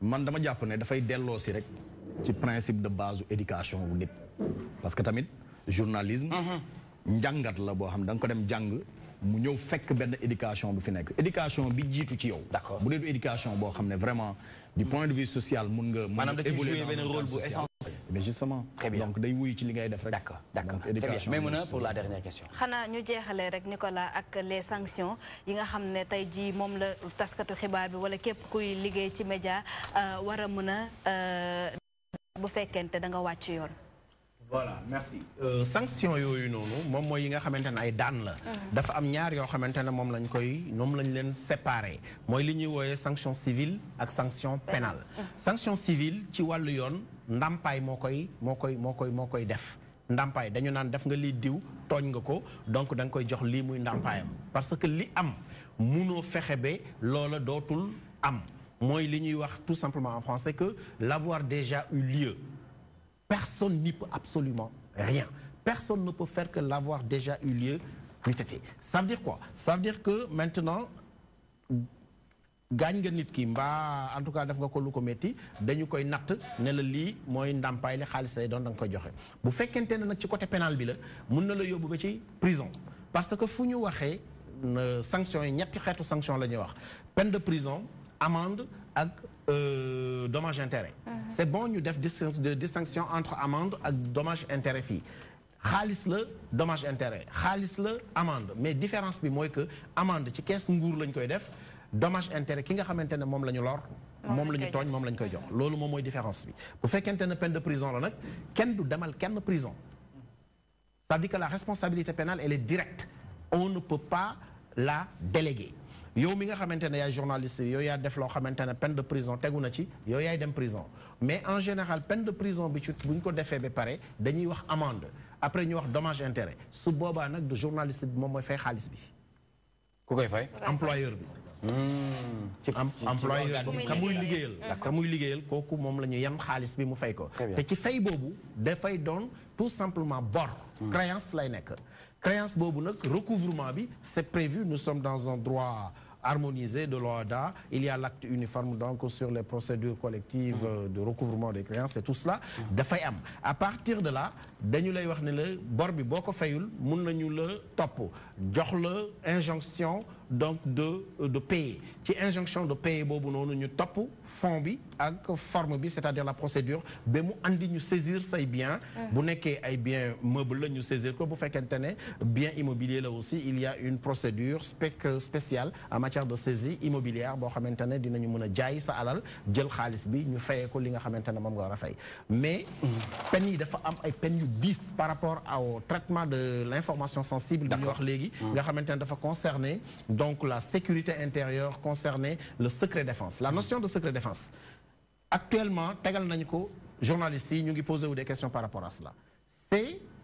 ce ce qu'il y a de plus sérieux aujourd'hui donc pour le journaliste pour mu war ko xam lépp lu nga xamante ne journaliste bi mën na cee dugg mu doon information bu muy jottali koo xamante ne mën na ko utiliser fii ci réew mi nasaxal réew mi mbaa mu utiliser ko bitim réew mu jox ko koo xamante ne kooku mën na néewal doole réew mi mbaa mu attaqué ko loolu dañuy wax ne dañ ko muur notion wu secret défense léegi nag secret défense moom boo ci duggee ba jalgati mënuloo fexe ba duñ la sanctionné parce que ñaari vocable la ñu utiliser premier vocable mooy trahison trahison c'est un terme qui est assez évocateur beneen bi si topp moom mooy espionnage ba léegi amul c'est péjoratif donc nekkul lu baax léegi trahison mooy yaa tey mais da nga war sa réew lëkkaloo ak keneen espionnage mooy que aussi am na looy ut très certainement ba tax ngay jël ay information yu mën a nasaxal sa réew nga joxe ko feneen léegi diggante bi ci am moom mooy ki nga xamante ne daf ko def te teyu ko mooy la négligence. Même la négligence est sanctionnée. En matière donc de secret défense. C'est donc lu dara bàyyi xel la. lu dara bàyyi xel la dinañ ci dellusiwaat ci kanam tuuti inchallah toujours dans Info Média ñu doon waxtaanee droit des médias le difficile équilibre entre la liberté d'expression et le respect des droits individuels ñu ànd ceeg monsieur Ibrahima Ndiaye muy professeur de droit de la presse et de la communication toujours dans Toi-même tu sais il vient de nous rejoindre sur ce plateau de son vrai nom Prince Sakho mi nga xamante ne ràññee nañ ko bu baax. Sissoko ci li nga xamante ne moom la ñuy wax wàllum làmb muy lutte avec frappe mu ciy def jéego yu am solo en tant que jeune bokk ci bu baax a baax ba fexe ba bokk ci ñi nga xamante ne bu ñuy lim wàllum promoteur yi dinañ ko ci boole muy PABC Events ñu war a waxtaan ak moom ci kanam tuuti jëm ci wàllum politique nag Prince mu ngi fii waaye waxtaanuñu làmb li ñuy waxtaanee dafay jëm ci wàllum politique ndax xam nañu ne dafa def rentrée politique am muy Prince Sissoko pour la réélection du président Macky Sall dès le premier tour loolu dinañ ci ñëw inchallah ci kanam tuuti ànd ak Mansour Sow question bi ñu lay mën a poser rek ginnaaw yaa ngi doog a yegg si ñu kontaan bu baax ci initiative bi nga xamante ne yaa ngi koy jël en tant que jeune wane ne que ne waruñu mën a am limite waruñu mën a am frontière ñu ngi wax wàllum droit ci wàllum presse ni média taxawee ci mim réew ak ñi nga xamante ne ñoom ñooy ànd ak moom yow naka nga gisee taxawaayu presse ci sa liggéey ci say activités mais aussi dans le cadre général ci Sénégal. asalaamaaleykum. waaleykum salaam wa rahmatulah. nuyu plateau bi ñu fi toog ñëpp soxna si ak kilifa yi. di nuyu téléspectateur u DTV yi. d'accord di nuyu waa Sénégal en général. di nuyu kilifa diine yi. di ñaan jàmm si réew mi. di nuyu sama yaay ak sumay waajur. très bien. pour presse bi lu ma si gis mooy que ni que tey jii presse kenn waru ko utiliser comme moyen de xeex quoi du xeexukaay. presse déontologie ak éthique da si am solo. donc képp ku si nekk nga bàyyi si xel. Vous avez été victime de la presse en général. Bien sûr. La presse en ligne. Comment avez-vous vécu ce moment et lan nga jàpp ne que ne moo nekk derrière ba ñu war a mën a def taxawaay bu mel noonu. waaw déjà je l'ai vécu si benn télévision boo xam ne moom laa groupe de presse bu ma doon liggéeyal. doon liggéey ak ñoom. dem ba benn moment liggéeyatuma ak ñoom man dama open ñëpp laay liggéeyal Sénégal télé yëpp liggéey naa ak ñoom du fu nekk nga ne fa mais bon yaatal quoi parce que ñëpp nga amal relation ñu nekkoon 2S tey ñoo nekk DTV ñii nekk TFM ñii nekk feneen donc loolu tax chaque jour da ngay am relation ak ñeneen du ñu tëj suñu bopp suñu liggéey ak kii tey gis ni que événement bi liggéey ak kee la laaj ñu dem si kooku mais c'est pas parce que dama dem liggéey ak keneen que dañ may coincé fee defal ma revue de presse waxal ma luñ ma war a waxal. yow te noonu la demee. defante bi mooy lan mooy façon ak manière nga def nga waxee ma fii ma dem waxee feneen tontu la mais loolu dafay doon loo xamante ne tam lu mën a ñàkk la. bu doon dañ ko teg ci déontologie ak éthique loolu mën na ñàkk daal. d'accord moo tax ku si nekk soo respecté li nga xamante ne loolu ngay def du am problème daal. très bien donc dinañ ci dellusiwaat tuuti ci kanam tuuti ak Prince Sissoko borom PABC Events nga xamante ne moo ngi waajal rentrée politique am li ko tax a jug nag mooy réélire le président de la République du Sénégal dès le premier tour. Mansour Sow nous attaquons avec bien sûr monsieur Alioune Badara Ly en tant que responsable APR à Koungheul ñu war a waxtaan ak moom lu jëm ci présidentielle 2019 Macky veut-il faire comme IBK avec un grand point d'interrogation. Vous en pensez quoi comme première question avant muy ngeen koy gën a yaatal. waaw actualité oblige. mais su ma waxee dëgg rek. moi je souhaite que Macky fasse mieux que IBK. que Macky du yegg sax deuxième tour mais plutôt premier tour carte gi leer. waaw. est-ce que question bi sax du woon veut-il mais Macky peut-il la waroon a nekk. bien sûr ndax qu'il mën na peut ko. bien sûr qu'il peut et il va même faire mieux parce que Mansour xam nga dëkk bi coow li bëri na. mais damay rappeler benn affaire bu ndaw rek. gis nga la plupart des Sénégalais qui votent et qui certainement vont élire Macky Sall. génnuñu presse waxuñ ci rajo waxuñ ci télé ñu ngi seen biir kër c'est des observateurs. day ñëwaat toujours rek ci caractère bi nga xamante ni moom la information am tey la meilleure des guerres c'est la guerre la bataille de la communication. aki moo rajo yi médias yi wax def propagande lii propagande la rek coow la rek ngelaw buy dem la rek. mais en tout cas Macky mu ngi ci li mu ne te ñun tey defe naa ne suñu demandé deuxième mandat am nañ fu leer fu ñu ko mën a teg. ci li mu nekk mooy ñàkkum ndox sénégalais yi jotuñu ndox. waaw xam nga tubaab dafay wax ne.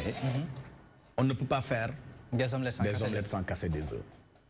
ku am yéene améliorer. système d'alimentation en eau potable. dem investir ba def prévision wu horizon 2035. jéem a améliorer système bi nga xam ne moom moo ñu doon ravitailler ci ndox. améliorer ko ba nga xamante ni dina mun a jox ñëpp sénégalais benn bu ci ne fi nga toll ñu mun la jox ndox mu doy et puis ndox mu baax. donc liggéey bu mel noonu suñu ci nekkee dafay jaadu nag mu am ay rëq-rëq. mais tey defe naa ne nit ñi ñu ngi commencé fàtte loolu parce que ndox mi mu ngi commencé ñëwaat gox yu bëri yoo xam ne tey amuñu woon ndox defe naa ne alimenté waan nañ leen ci ndox. te loolu yëpp c'était dans un souci de bien faire et de bien servir les Sénégalais en eau. moo tax ñu ko doon def. ba ci defe naa ne bërki Dembo Ndiaye gis ngeen yéen ñëpp forage bii nga xam ne moo nekk Ouest Foire. manque de communication bi la population yi ñu ci bëri di ñaawlu ah ci bu ñuy song yenn projet yi duñ ci waxtaan ak population yi ngir ñu xam ne am na dara lu leen nar a xaar li si seen kanam. non mauvaise foi wu certains hommes politiques. Comment ça? Parce que moi je parle des populations, moi je parle pas de l'opposition. Non, j'en viens, oui. Mon cher. Les populations ont été informées. defe naa ne SDE def na fi ay communiqué yu dul jeex ci wàllu woowu fi bañ nañ ko ba suñu waree couper ndox ban ne samedi dimanche SDE dafay def communication à travers les radios wax ko ne bërëb sàngam suba ak ginnaaw suba dinañ am jafe-jafe ci wàllu ndox mi.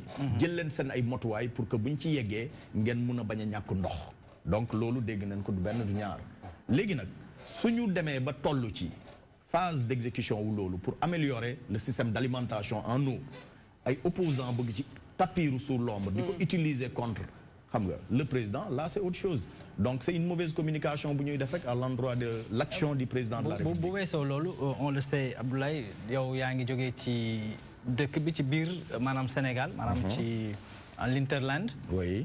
Macky Sall le président son excellence avait promis que ni dina fexe ba disparité jafe-jafe yi nga xamante ni dañ ko amoon au niveau de la capitale ñi nga xamante ni ñoom ñooy les citadins ak ñi nga xam ne ils sont issus du monde rural dina fexe ba xeex ko mais dafa mel ni que ni disparité boobu lu xeex combat bi nga xamante mu ne woon ko ci ba léegi réussirul combat boobu. waaw man du ma ne réussir l'exemple nag de Koungheul en partant de Koungheul. du ma ne réussir lan la fa président Macky Sall def. def na fa lu bëri. comme lan. parce que tey boo jëlee ci wàllu PIDC. Koungheul defe naa ne tey ci 2012 ak léegi am nañ fa limu 54 forages yoo xam ne def nañ ko fa pour alimenter ou approvisionner les populations rurales en eau potable. donc loolu lu am solo la d'importantes pistes de production yoo xamante ni tey ay gox yoo xam ne dañu enclavé woon dem fa jafe woon lool tey PIDC indi na fa ay voies de production yoo xamante ni tax na baykat yooyu tey suñu bayee ba nawet bi jeex seen gerte gi ñuy jël wala muy jur geeg yenn kii dañ ko mën a transporter de façon vraiment facile loolu tey ci ay réalisation la bokk.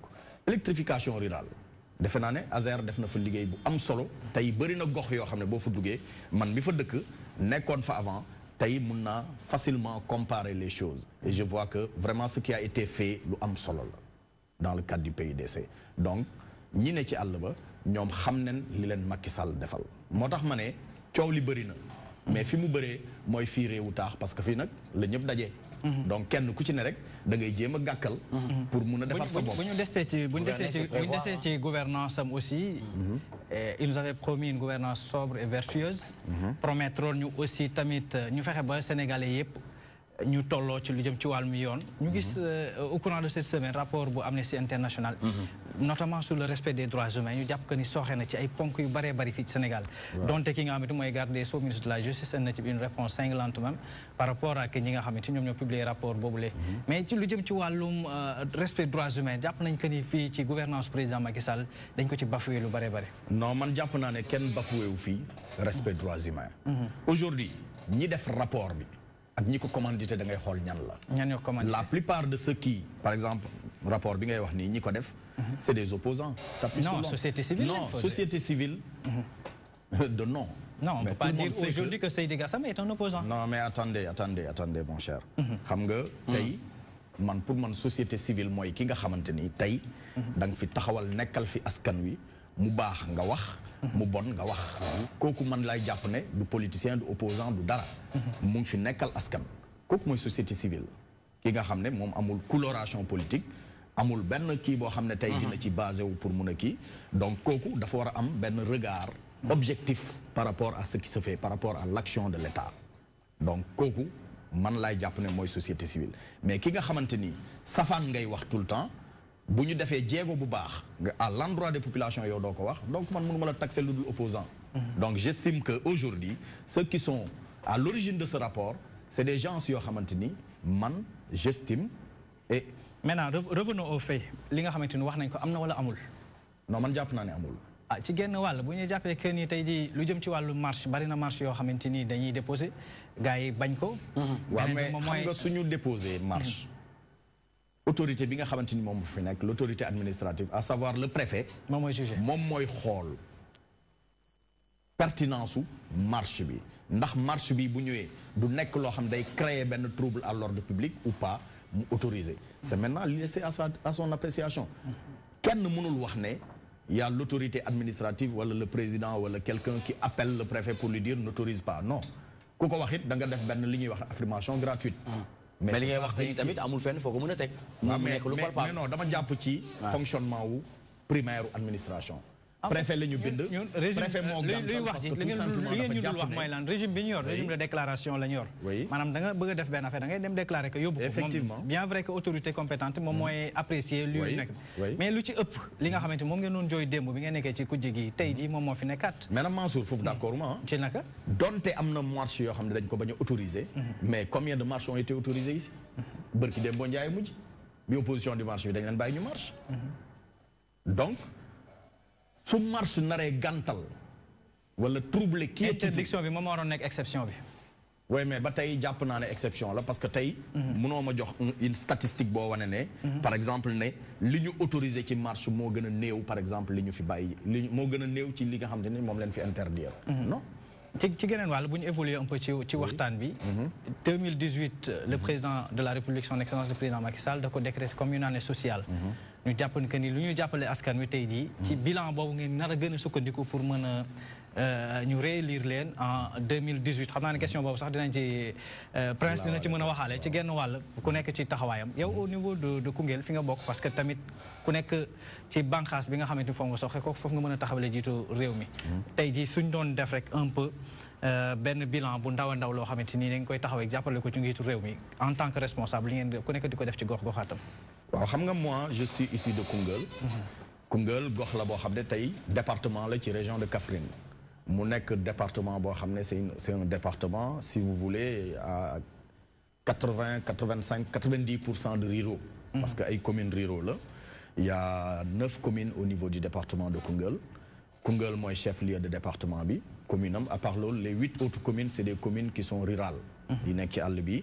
donc ñuy jundee wàllu bay ak càmm tey communes yooyu bëri na loo xam ne dafa sooxe woon mais ñun ci suñu jàppale ak topp ndigalu président de la République Macky Sall ñu ngi jël ci suñu yelleef ci li nga xam ne suñu mën-mën la di ci jéem a jàppale askan wi bëri na lu ñu fa def tey loo xamante ni par exemple noflaay la pour askan wi bokk na ci machine wàll yi nga xamante ni day noppal jigéen ñi parce que boo demee ci dëkk boo xam ne tey jigéen ñi pour ñu mun a am dugub pour ñu am sunguf dañuy jël gën di dëbb comme à l'ancien temps donc ñun jël nañ ay machine wàll maye fa bu ñu jógee ci loolu tey Koungheul nga xamante ni c'est si vous voulez le chef-lieu de département bëri na loo xam ne ay équipements yoo xam dafa sooxe woon surtout nag yoo xamante ni c'est des équipements de première nécessité mooy par exemple yu mel ni ay morgue ak yu ki mel yooyu par exemple tey yàlla suturaal nañu ba ñu tabax fa loo xam ne ci ay morgue pour jàppale askan wi def nañ ko fa boo jógee tamit ci wàllu éducation je pense que aujourd'hui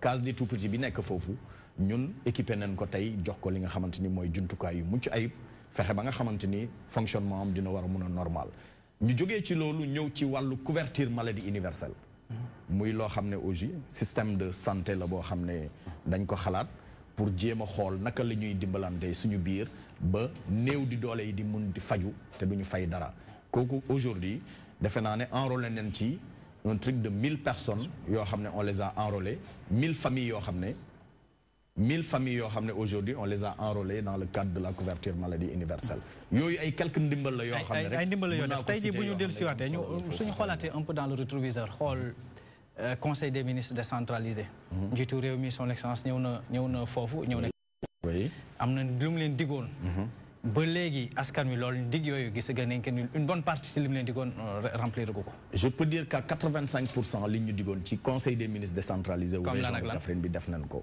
il avait promis l'accès à l'eau potable tey sitel naa la rek pour département wu Koungheul ñu ngi ci 54 forages yoo xamante ne réalisé nañ ko foofu dans le cadre du PIDC muy ay diggé yoo xam ne dañ ko defoon ci jamonoy conseil des ministres décentralisé bu région de Kaffrine yoon yooyu ma cité la sànq aussi mais les pistes de production yooyu aussi yu ñu def la ci jamono jooju donc électrification wu yenn gox yi aussi ci leen ko digle woon def nañ ko donc mun naa ne à 80% des promesses ont été réalisées si vous voulez au niveau du département de Koungheul donc ñu xam que ni Koungheul gox boobu nga bokk bastion le parti socialiste auparavant ñoom ñoo fa nekkoon tey ji vous vous retrouvez au sein d'une coalition Benno Bokk Yaakaar ñu gis que mu bari ay frustration est-ce que seen zone boobu la est-ce que tamit tiraillement yooyu narul tax ba ëllëg ak si biir bu ñu demee ci li nga xamante ni moom mooy élection présidentielle que ni population bi sanctionné comme ni ñu ko defee dans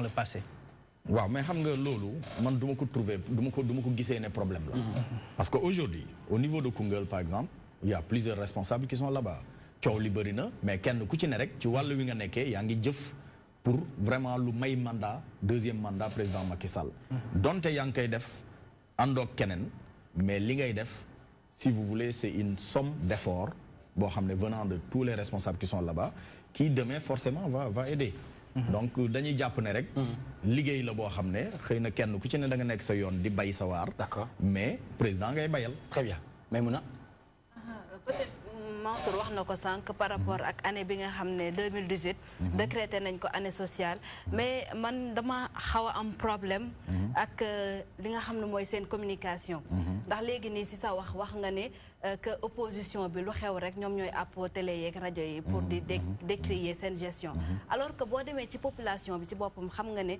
tey ji sonn nañ ndox mi souligné nañ ko sànq am na ay quartiers yi nga xam ne pour am courant jafe na ñu ngi ci wàccaay tabaski ñu bëri tey jii mën naa ne sax xaajaguñu bay pare li nga xam ne mooy seen dépense ndax xaalis amagul ci réew mi wala boog ñi ci bëri est-ce que tey jii jotul yéen ñi nga xam ne yéen a yor réew mi ngeen xoolaat position bi ngeen xam ne à chaque fois yéen a ngi décrier attitude opposition bi ñoom ñooy àppo télé yeeg rajo yi alors que boo demee ci population bi ci boppam am na ñoo xam ne dañoo sonn bu ñu añee du ñu reer bu ñu reeree du ñu ndékki wala bu ñu ndékkee du ñu añ est-ce que tey jii loolu jotu tam ngeen xoolaat position bi ci seen sortie yi waaw d'accord donc xam nga li nga wax d'accord naa ci ak yow mais dama bëgg ñu dellu tuuti en arrière ñun bi ñuy jël réew mi en 2012 da ngay xool réew mi fi mu nekkoon ak ñun fi ñu ko yóbbu donte Sénégal nekkoon na ci non objectif bi looloo war a ñu dindi waaw mais d'accord mais janvier maa ngi ñëw ci loolu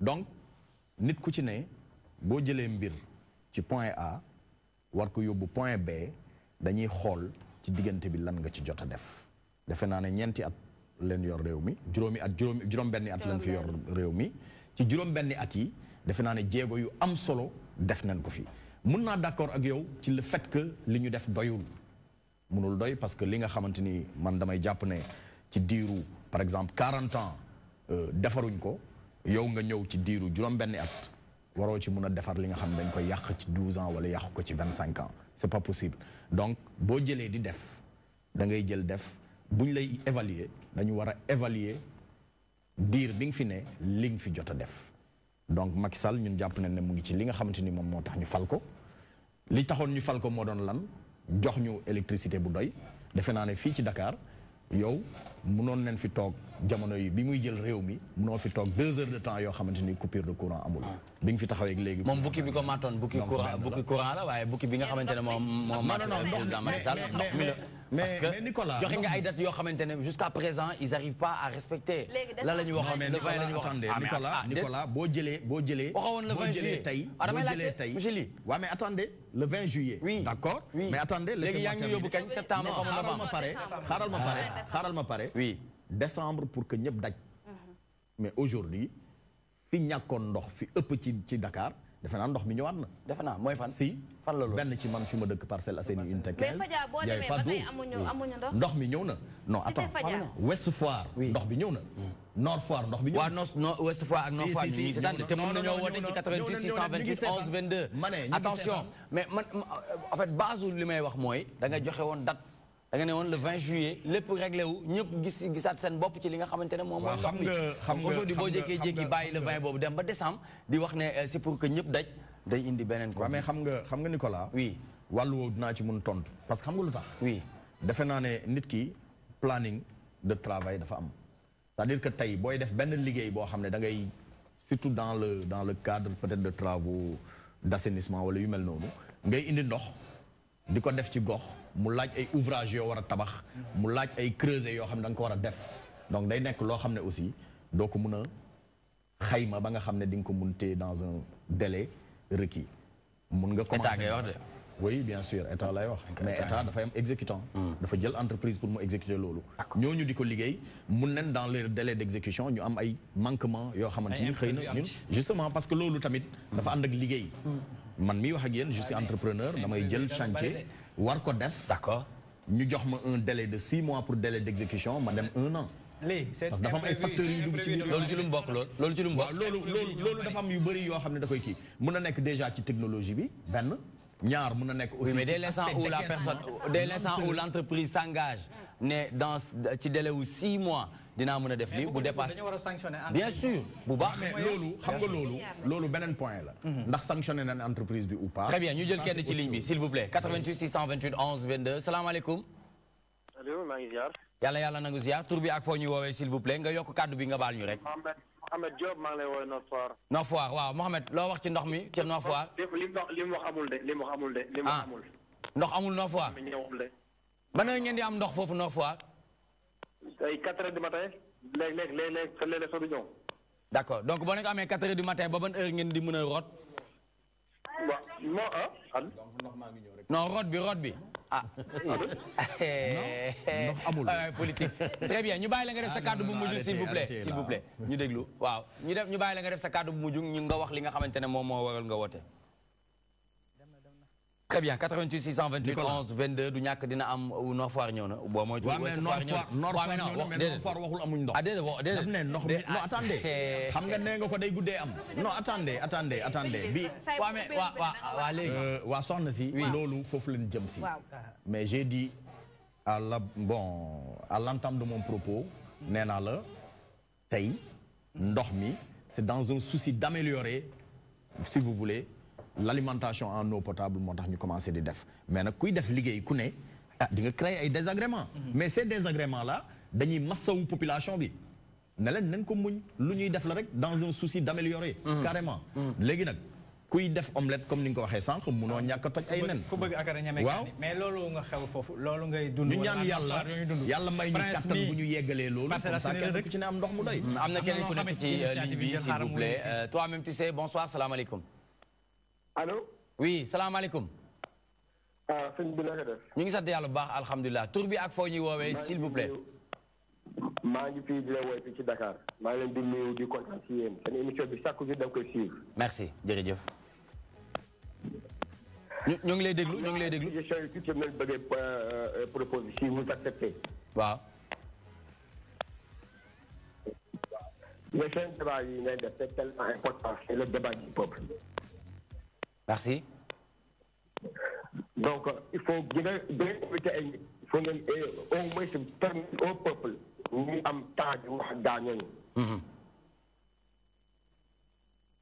très bien kooku dem na ñu bàyyi Mansour mu def dernière question avant ñuy dem pub. waaw question bi dama ko bëggoon a passaale rek xam naa ne bu fekkee. non dinañu ñëwaat ci Prince. parce que ci gox boobu la jógee. ñoom dañoo jël benn initiative ñi nga xamante souvent dañuy ànd ak Amadou Ba yooyu noonu taxawal fa ay robinet yoo xam ne dañu ko tuddee robinet Macky. ah bon ci genn wàll waaw robinet Macky lañu ko tuddee maanaam ngay rem root doo fay. mbedd mi initiative la boo xamante ça existe maintenant au Parcelles Assainies. loolu bokk na ci li doxal réew. waaw robinet Macky. waaw pour nga mën a dem root fa doo fay dara yow Parcelles Assainies nga jóge tey ji amélioration bi nga xam ne moom lañu leen diggoon ci wàllum ndox am na fa wala amul. de moom ma informé ci loolu. maa ngi leen di Mansour. bon pour ce qui est bon man ànduma Amadou Ba. je suis un jeune citoyen bu dëkk Parcelles.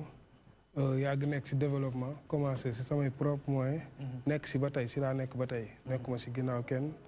su ma jàppale Parcelles Go Faye laa fa mos a jàppale il a été deuxième aux élections. man tey personnellement dama gis président Macky Sall di liggéey. ma gis lu muy liggéey ma gis ci sam bopp. ma ñëw ne dama koy soutenir. parce que arène nationale am na arène nationale am na. arène am na. couverture maladie universelle am na. mais est-ce que dañuy fàttali des fois ne loolu dafa bokk ci ay obligation ndax dañ ko jox réew jox ko ay koppar ak jumtukaay yi. bien sûr mais xam nga tey jii dinañ la jox réew jox la ay jumtuwaay te doo ko def. am na si Afrique gis nañ ko fi ba sonn. ñuy jël suñu xaalis di ko yóbbu Suisse. tey jii su ma gisee tey benn président boo xam ne il est né après l'indépendance. ba pare loolu mu koy def bon personnellement développement personnel la. kenn nekkul sama ginnaaw à part. Matar Ba ministre des sports bi nga xam ne mooy suñu tutelle. ak kii di Mame Boye Diao inspecteur impôt et domaine amul ku ma xamante si état bi.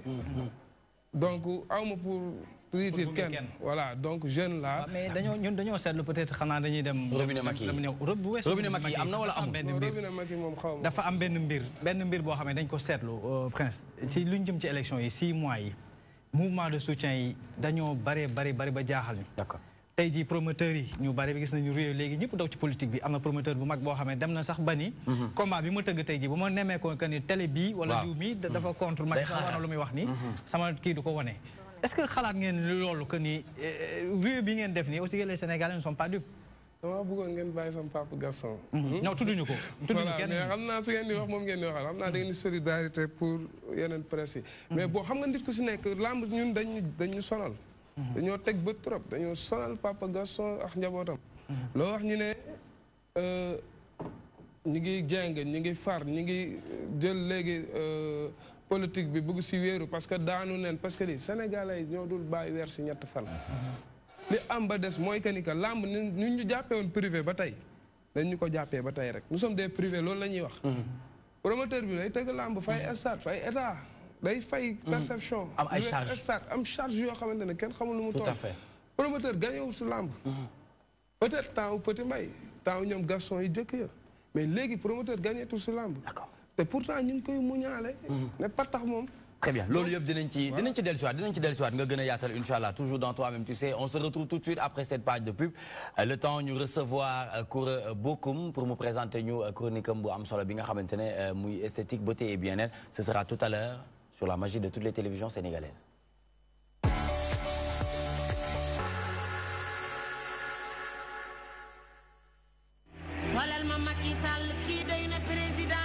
Rentrée politique du mouvement Tchabibi. Monsieur Pape Abdoulaye Bouya Sissoko, plus connu sous le nom de Prince. Prince du promoteur ou PABC Events. nga xam ni mooy organiser combat de lutte yu mag yooyu. nga xam ni mbëri dañ ko jox bopp lool. moo indi li nga xam ni moom moo di rentrée politique am ci mouvement bii di Tchabibi dimanche 19 août ca Parcelles Assainies unité 10 ko ñu motloo ñu fay xaar Papa Sow di fa xaar Yékini Junior di fa xaar Moussa Dioum ak l'ensemble des lutteurs des Parcelles Assainies ci présidence d'honneur Monsieur Youssou Ndour, président au groupe Futur Média, Monsieur Famara Ibrahima Sagna, Monsieur Ousmane Tanor Dieng, Monsieur Moustapha Niass, Monsieur Boubacar Diallo alias DJ Boubs. Rentrée politique boobu nag ce sera sous la présidence d'honneur de Madame Marième Faye Sall, première dame de la République du Sénégal, Monsieur Mame Boye Diao, directeur des services fiscaux des impôts et domaines, haut responsable politique APR, Monsieur Matar Ba, ministre des Sports, Docteur Cheikh Kanté, ministre bi ñu dénk plan Sénégal émergent, Monsieur Amadou Ba, ministre de l'économie, des finances et du plan, Monsieur Cheikh Omar Anne, directeur général bu coude. Maître Diordiagne, avocat à la cour. Monsieur Keba Kanté, président mouvement Njambour la Dek. Monsieur Gofay, mouvement réaction. Malamine Diabaté, DG International Consulting. Mbaye John, maire de Ngundiane. Monsieur Mbaye Faye, directeur général du CSTP. Ak mouvement de soutien au président Macky Sall. Yep, Andendokkan. Qui dit invité d'honneur di Gaston Mbeng. Qui dit Abdou Aziz Ndiaye, directeur général bu ABC. Aziz Business Company. Monsieur Pape Abdou Fall, promoteur. Ndeye Ndiaye Tyson. Ak bépp promoteur de lutte. Di ci woo Mohamed Daw Tyson. Di ci woo Zos. Di ci woo Site. Bassirou Babou ak l'ensemble des managers. Djili Lo, opérateur économique. Abdou Karim Sall, patron de la banlieue. Directeur général bu ARTP. Monsieur Aboubakar Sadir Bey, DG Port autonome de Dakar. Iliman Lam, opérateur économique. Maître Omar Youm, ministre directeur de cabinet du président de la République. Malamine Diabaté, DG IC Business School. Prince Lo double ci mouvement Thiabi ji mu ne wër Sénégal yëpp di wane liggéeyu président Macky Sall ndax dama fier ci moom dama fier ci arène nationale bi fier ci Dakar Arena bi ma ne ko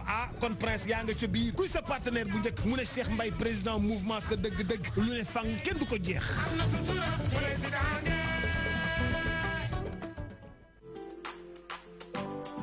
Pour l'organisation de vos salons, foires, conférences, Escaf Event met à votre disposition du matériel de dernière génération.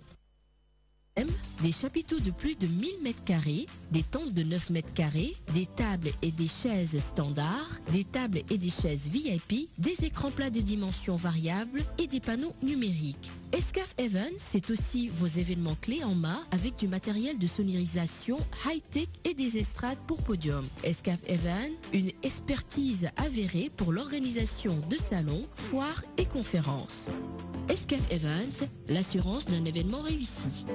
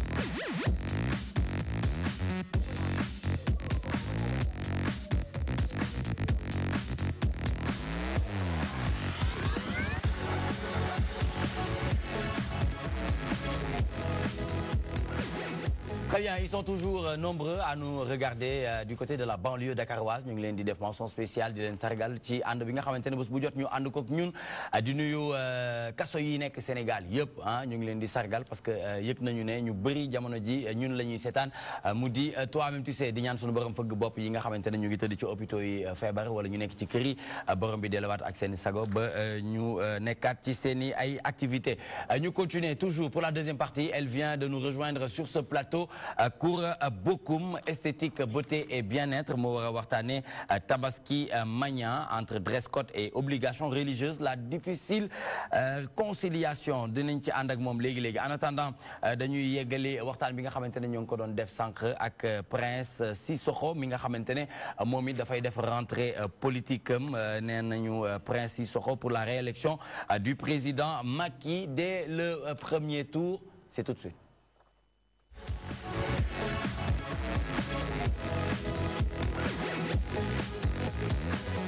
Mais Prince man kontaan naa su ma lay gis nii day nekk fierté parce que gis nañu bi ngay tàmbalee yëf yi ci wàllum làmb mu nekk loo xamante ne c'était pas du tout évident parce que bi ngay ñëw amaanaka nekkoon nga le plus jeune promoteur tey nag am nga ci ay rakk ñoo xamante ne ñëw nañu doole si yëf yi mais li jaaxal ñenn ci sénégalais yi mooy pourquoi parce que ñëpp xam nañ ne Prince bokk na ci promoteurs yi jàng école ndax am na sama benn rakk boo xamante ne nee na bokkoon ngeen classe foofu ca Sacré-Cœur. Aujourd'hui qu'est-ce qui fait le choix ba nga bëgg def politique. Bon du ma nekk dama bëgg def politique mais mun naa ne circonstance la rek wala loo xamante ne dama dem ba yëg ko rek parce que dama gis benn manque de communication bu am. pan si gouvernement bi quoi manque de communication. man ma def développement personnel communication marketing. Bon nekk si dëkk bi doon citoyen ma ne pourquoi pas man tam ma participer si sama assumption réew quoi. loolu la rek. ñi jaaxal ñu bëri nag mooy à 5 mois 6 mois des élections. dafa xew dafa xew. ah dafa xew xam nga si xew-xew la ñu nekk. d'accord ñun si xew-xew la ñuy yëngu si événementiel. donc tam lu yëngu lu ko yëngale ko ëpp doole dëkk bi dafa yëngu fu mu toll nii si politique. ñuy ay acteurs de développement di créer nag boo nekkul dañu toog ba léegi rek ñu koy def man citoyen d'honneur ville de Memphis la comme Macky Sall nu mu ko nekkee président Macky Sall. comme nu ko yenn acteurs yu bëri nekkee. yàgg naa xeex pour Parcelles. d'accord yàgg naa soutenir ay nit Parcelles. soutenir naa Go Faye di ko tuddee parce que jeune la woon ñu tolloo bokk génération ma gis ko mu am volonté wu politique. man ko mais pourquoi pas. doo fi bàyyi. pour ma koy tuddee drapeau. d'accord boobu dara amul moyen première réunion maa ngi toog. pour rek Parcelles développé noonu laa ko defee woon si Demba Dia.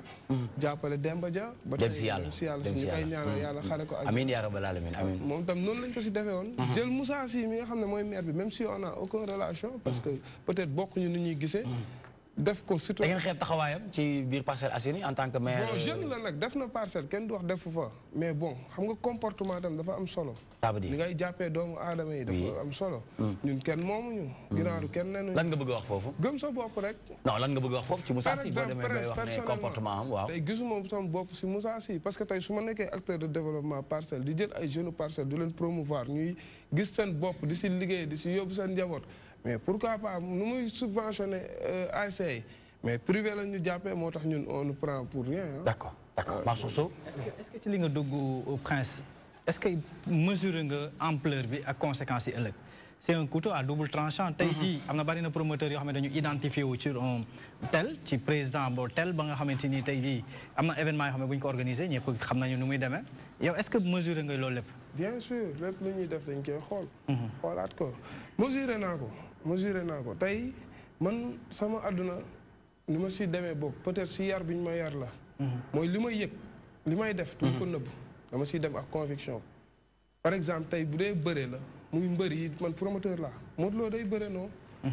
Balla Gaye j'entretiens de très bonnes relations ak moom mais Modou Lo laa faral dama koy wane. ça me dérange pas quelles que soient les conséquences. dama naan lii laa gëm lii. est-ce que loolu bokkul tamit ci bañ a comprendre rôle bi nga war a jouer parce que quand on est promoteur et puis ngay wane ne dama far. su ma demee parce que loolu dafa xew tam lu ma lay wax rek. ah yow daal ci xew daal ngay dox. gox dafa am solo. d'accord sa gox da nga koy défendre.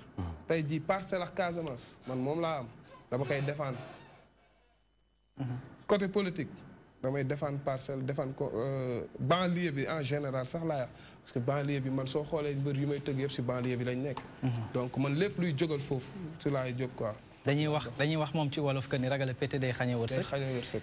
mais am na risque yu ci nekk boo ko waxee boo ko waxul yëpp tey jii am na foo xam ne affiché wu nga fa ci wàllu làmb ji ñëpp xam ne que ni relation yi ngay entretenir ak Modou Lo ba fu ñu ko gisee sax du sori lu bëree bëri ñu gis la. tey jii dina tekki que ni tey jii ëllëg ak si biir combat Modou Lo Balla Gaye mënoo ko tëgg. ndax dinañ xam ne maa koy tëgg. voilà ndax. ah c'est ambitieux hein c'est ambitieux waaw ñu ngi lay encouragé.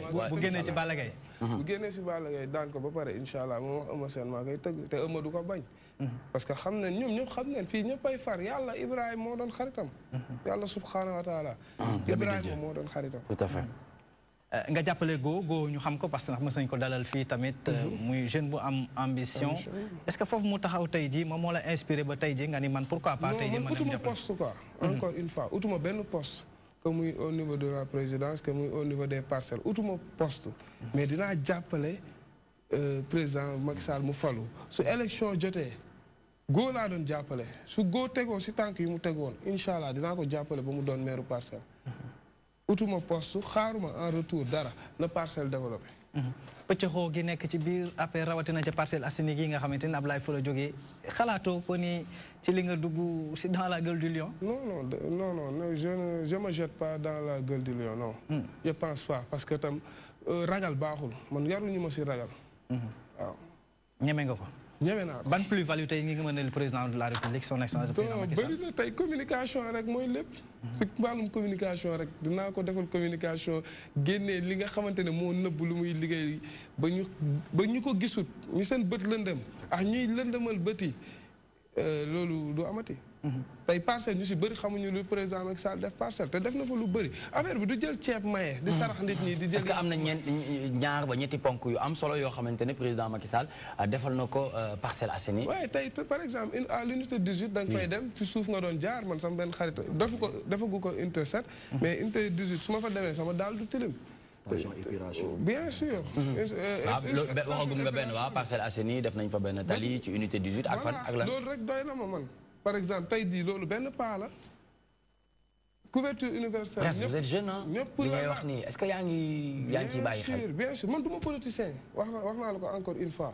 oui mais li ngay def nii parce que mais quand on dit rentrée politique bëgg ne dafay jàppale président Macky Sall mu gagné dès le premier tour c'est loolu amul leneen lu dul politique. waaw mënuñu ko tuddee neneen lu dul politique. politique laay def pour le moment. d'accord. jusqu'à 2019 ba Macky Sall doon président. maa ngi politique. waaw.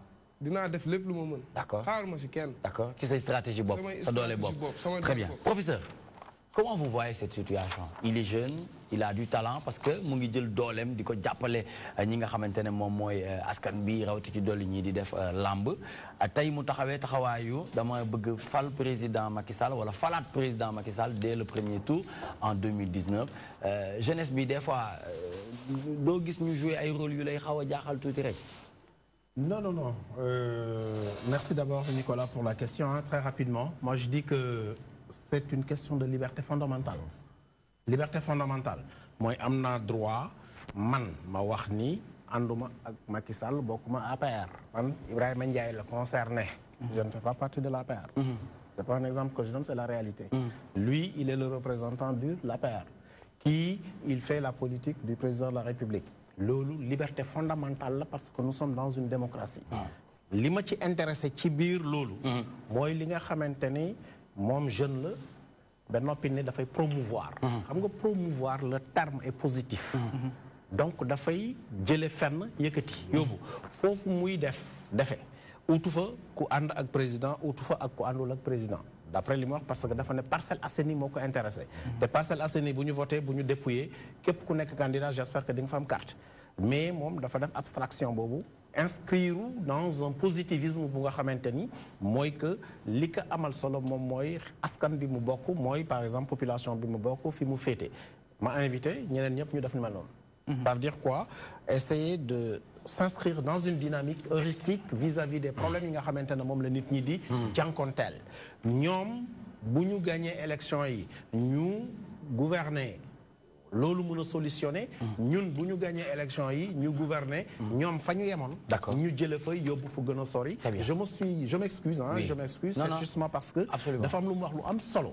ragal féete. day xañ a wërsëg. da man waxuma sax. mais loolu jigul ñëpp de. non. est-ce que ñëpp ñoo war a taxawee noonu. Il y a rien, il y a aucune règle qui soit absolue. Ce sont les circonstances qui déterminent la pertinence même du choix. Très bien. Ce sont les circonstances. D'accord, très bien. Merci beaucoup professeur Ndiaye Ibrahima muy koo xamante ne nag bëgg naa chaque jour sax ñuy def info média même bu info média dul ñëw moom muy mën a ñëw na xam-xam bi macha allah màcc na lool te li nga xamante ne mu ngi koy wax leer na ci boppu sénégalais yi ci noonu nag dañuy ànd ak esthétique beauté et bien-être nga ne daal yow tey Tabaski Magna entre deux dress code ak obligation religieuse la difficile conciliation en intro rek très rapidement Tabaski Magna moom nii lañ koy mel nii la nar a demee. waa Nicolas gis nga booy wax ci tabaski dafa am na war a mel. yow gis nga ni nga mel. man kay on parle de yow kañ la ñuy wax on parle de Koura borom esthétique beauté et bien-être. waa Nicolas lépp pour waajal tabaski bi rek. xam nga ni tabaski bi yegsi na c'est dans quelques jours. d'accord te kenn toogatul kenn nelawatul du tailleur yi du xale jigéen yi. du père de famille yi nga xamante ne dañu war a jënd seen i xar. ba ci jànq yi sax nelawatuñu parce que jànq yi ñoom ñëpp jamono ji ñoo ngi waajal delluwaat seen i ay dëkk fu mu toll nii nag xam naa ne chef de famille yi jigéen yi nag ñoom li leen gën a préoccupé mooy après la tabaski.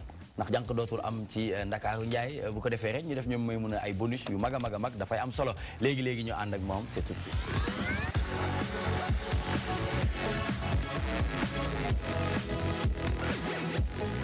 De surface.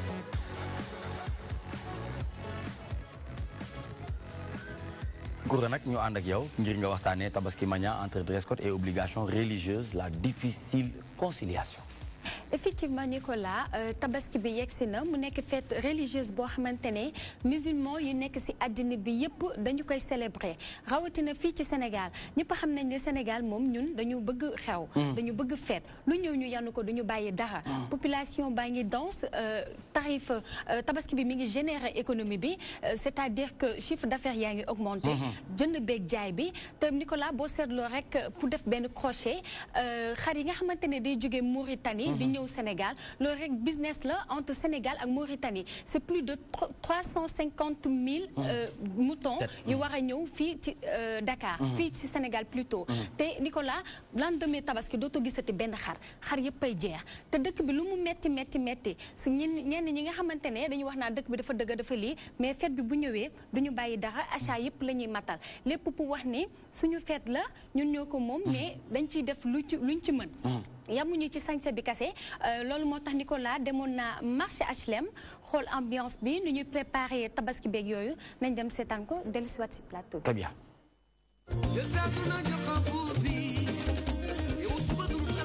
tabaski bi waaw tabaski bi dox na te ndax fu mu toll nii borode moo génn borode yu bees yaa ngi nii yi moom mujjee wàcc moom mujjee moo génn si tabaski bi moo tane korité bi daal ndax tabaski bi ñu bëri ay borode la ñuy jënd borode la moo nekk tendance moom fu mu toll nii. ci mu daan neexee par rapport ak les années passées wuute na daal mais nag li ma la wax rek fekkee moom doy na sant yàlla ñu ngi sant yàlla julli si yonent bi man nag maa fii moom man tabaski d'habitude du may xotti sax parce que du ma ko tal damay nekk ci kër gi ak xar yeeg yooyu di defar ba mu baax su paasee nag ma daal di wut sama lu oyof rek pour siyaale ci samay bopp.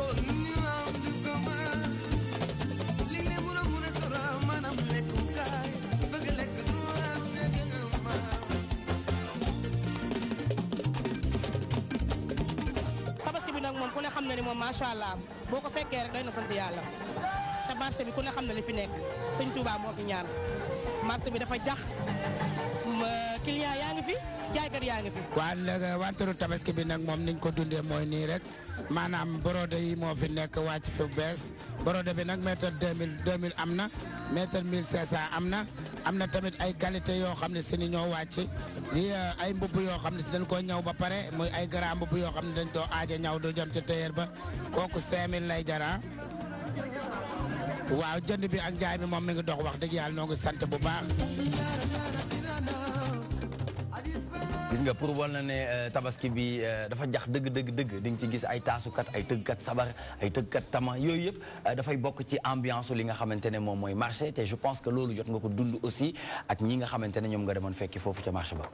waaw Nicolas ni ma demee woon ci marché HLM xool ni ñuy dundee ni ñuy préparé tabaski bi te Nicolas xam nga boo nee tabaski ne sañse kenn toogatul xale jigéen yaa ngi ci marché bi di wër tissu yu tendance yi pour am noo xamante ne nu ñu mën a mel ci jour tabaski. lan mooy tendance tissu yi jamono ji lan la. tendance tissu bi daal Nicolas brodé la parce que dañu nekk brodé Autriche yi parce que dañu nekk ci période tàngaay ak jesner yi ak mélange brodé yeeg jesner yi am na yenn styliste yoo xamante ne demoon naa seeti leen ñu wax lu ñu wane ay modèles yoo xamante ne tendance na ci tabaski bi ku ko sol di nga passé benn agréable journée ci tabaski bi donc nañ dem seetaan. da nga mel ni ceebu Liberté 6 daal. waaw di nga mel ni ceebu Liberté 6. très bien kon ñu dem xool deuxième élément bi. d'accord.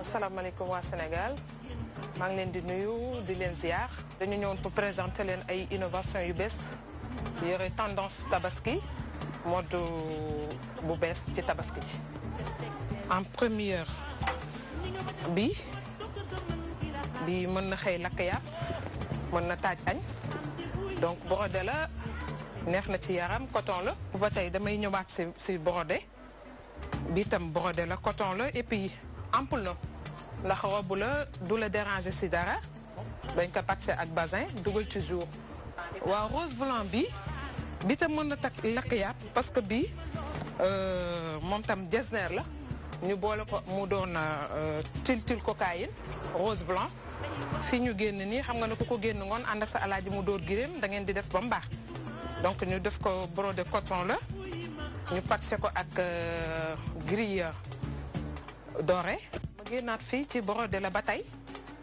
brodé bi ñu ngi ko defal tegal baat doré turquoise oyof na neex na doxantoo ngoonaa ngoon bi ànd ak sa alaaji.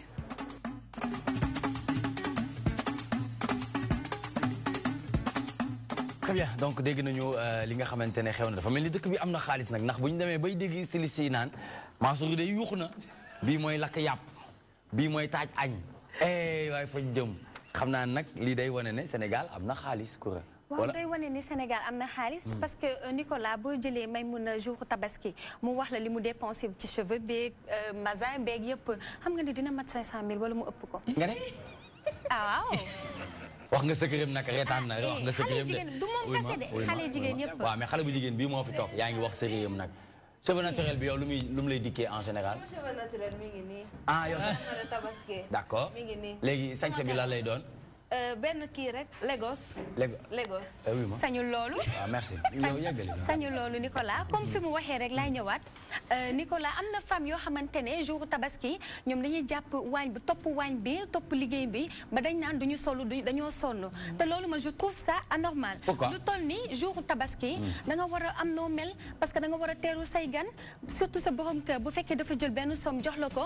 pour nga jënd yëre bu rafet nga sol ko jour tabaski donc war nga ko bégal. d'accord. war nga sañ sa ba mu rafet même bu fekkee waañ bi pare goo ci sax yére matériel la il faut se faire belle pour mën a satisfaire sa dëkkandoo ñi nga xamante dañ lay ziar si ak sa jëkkër di la xool di kontaan. d'accord kon daal noonu la war a demee. mais noonu tabaski ma ñaar daal moo nekk nii.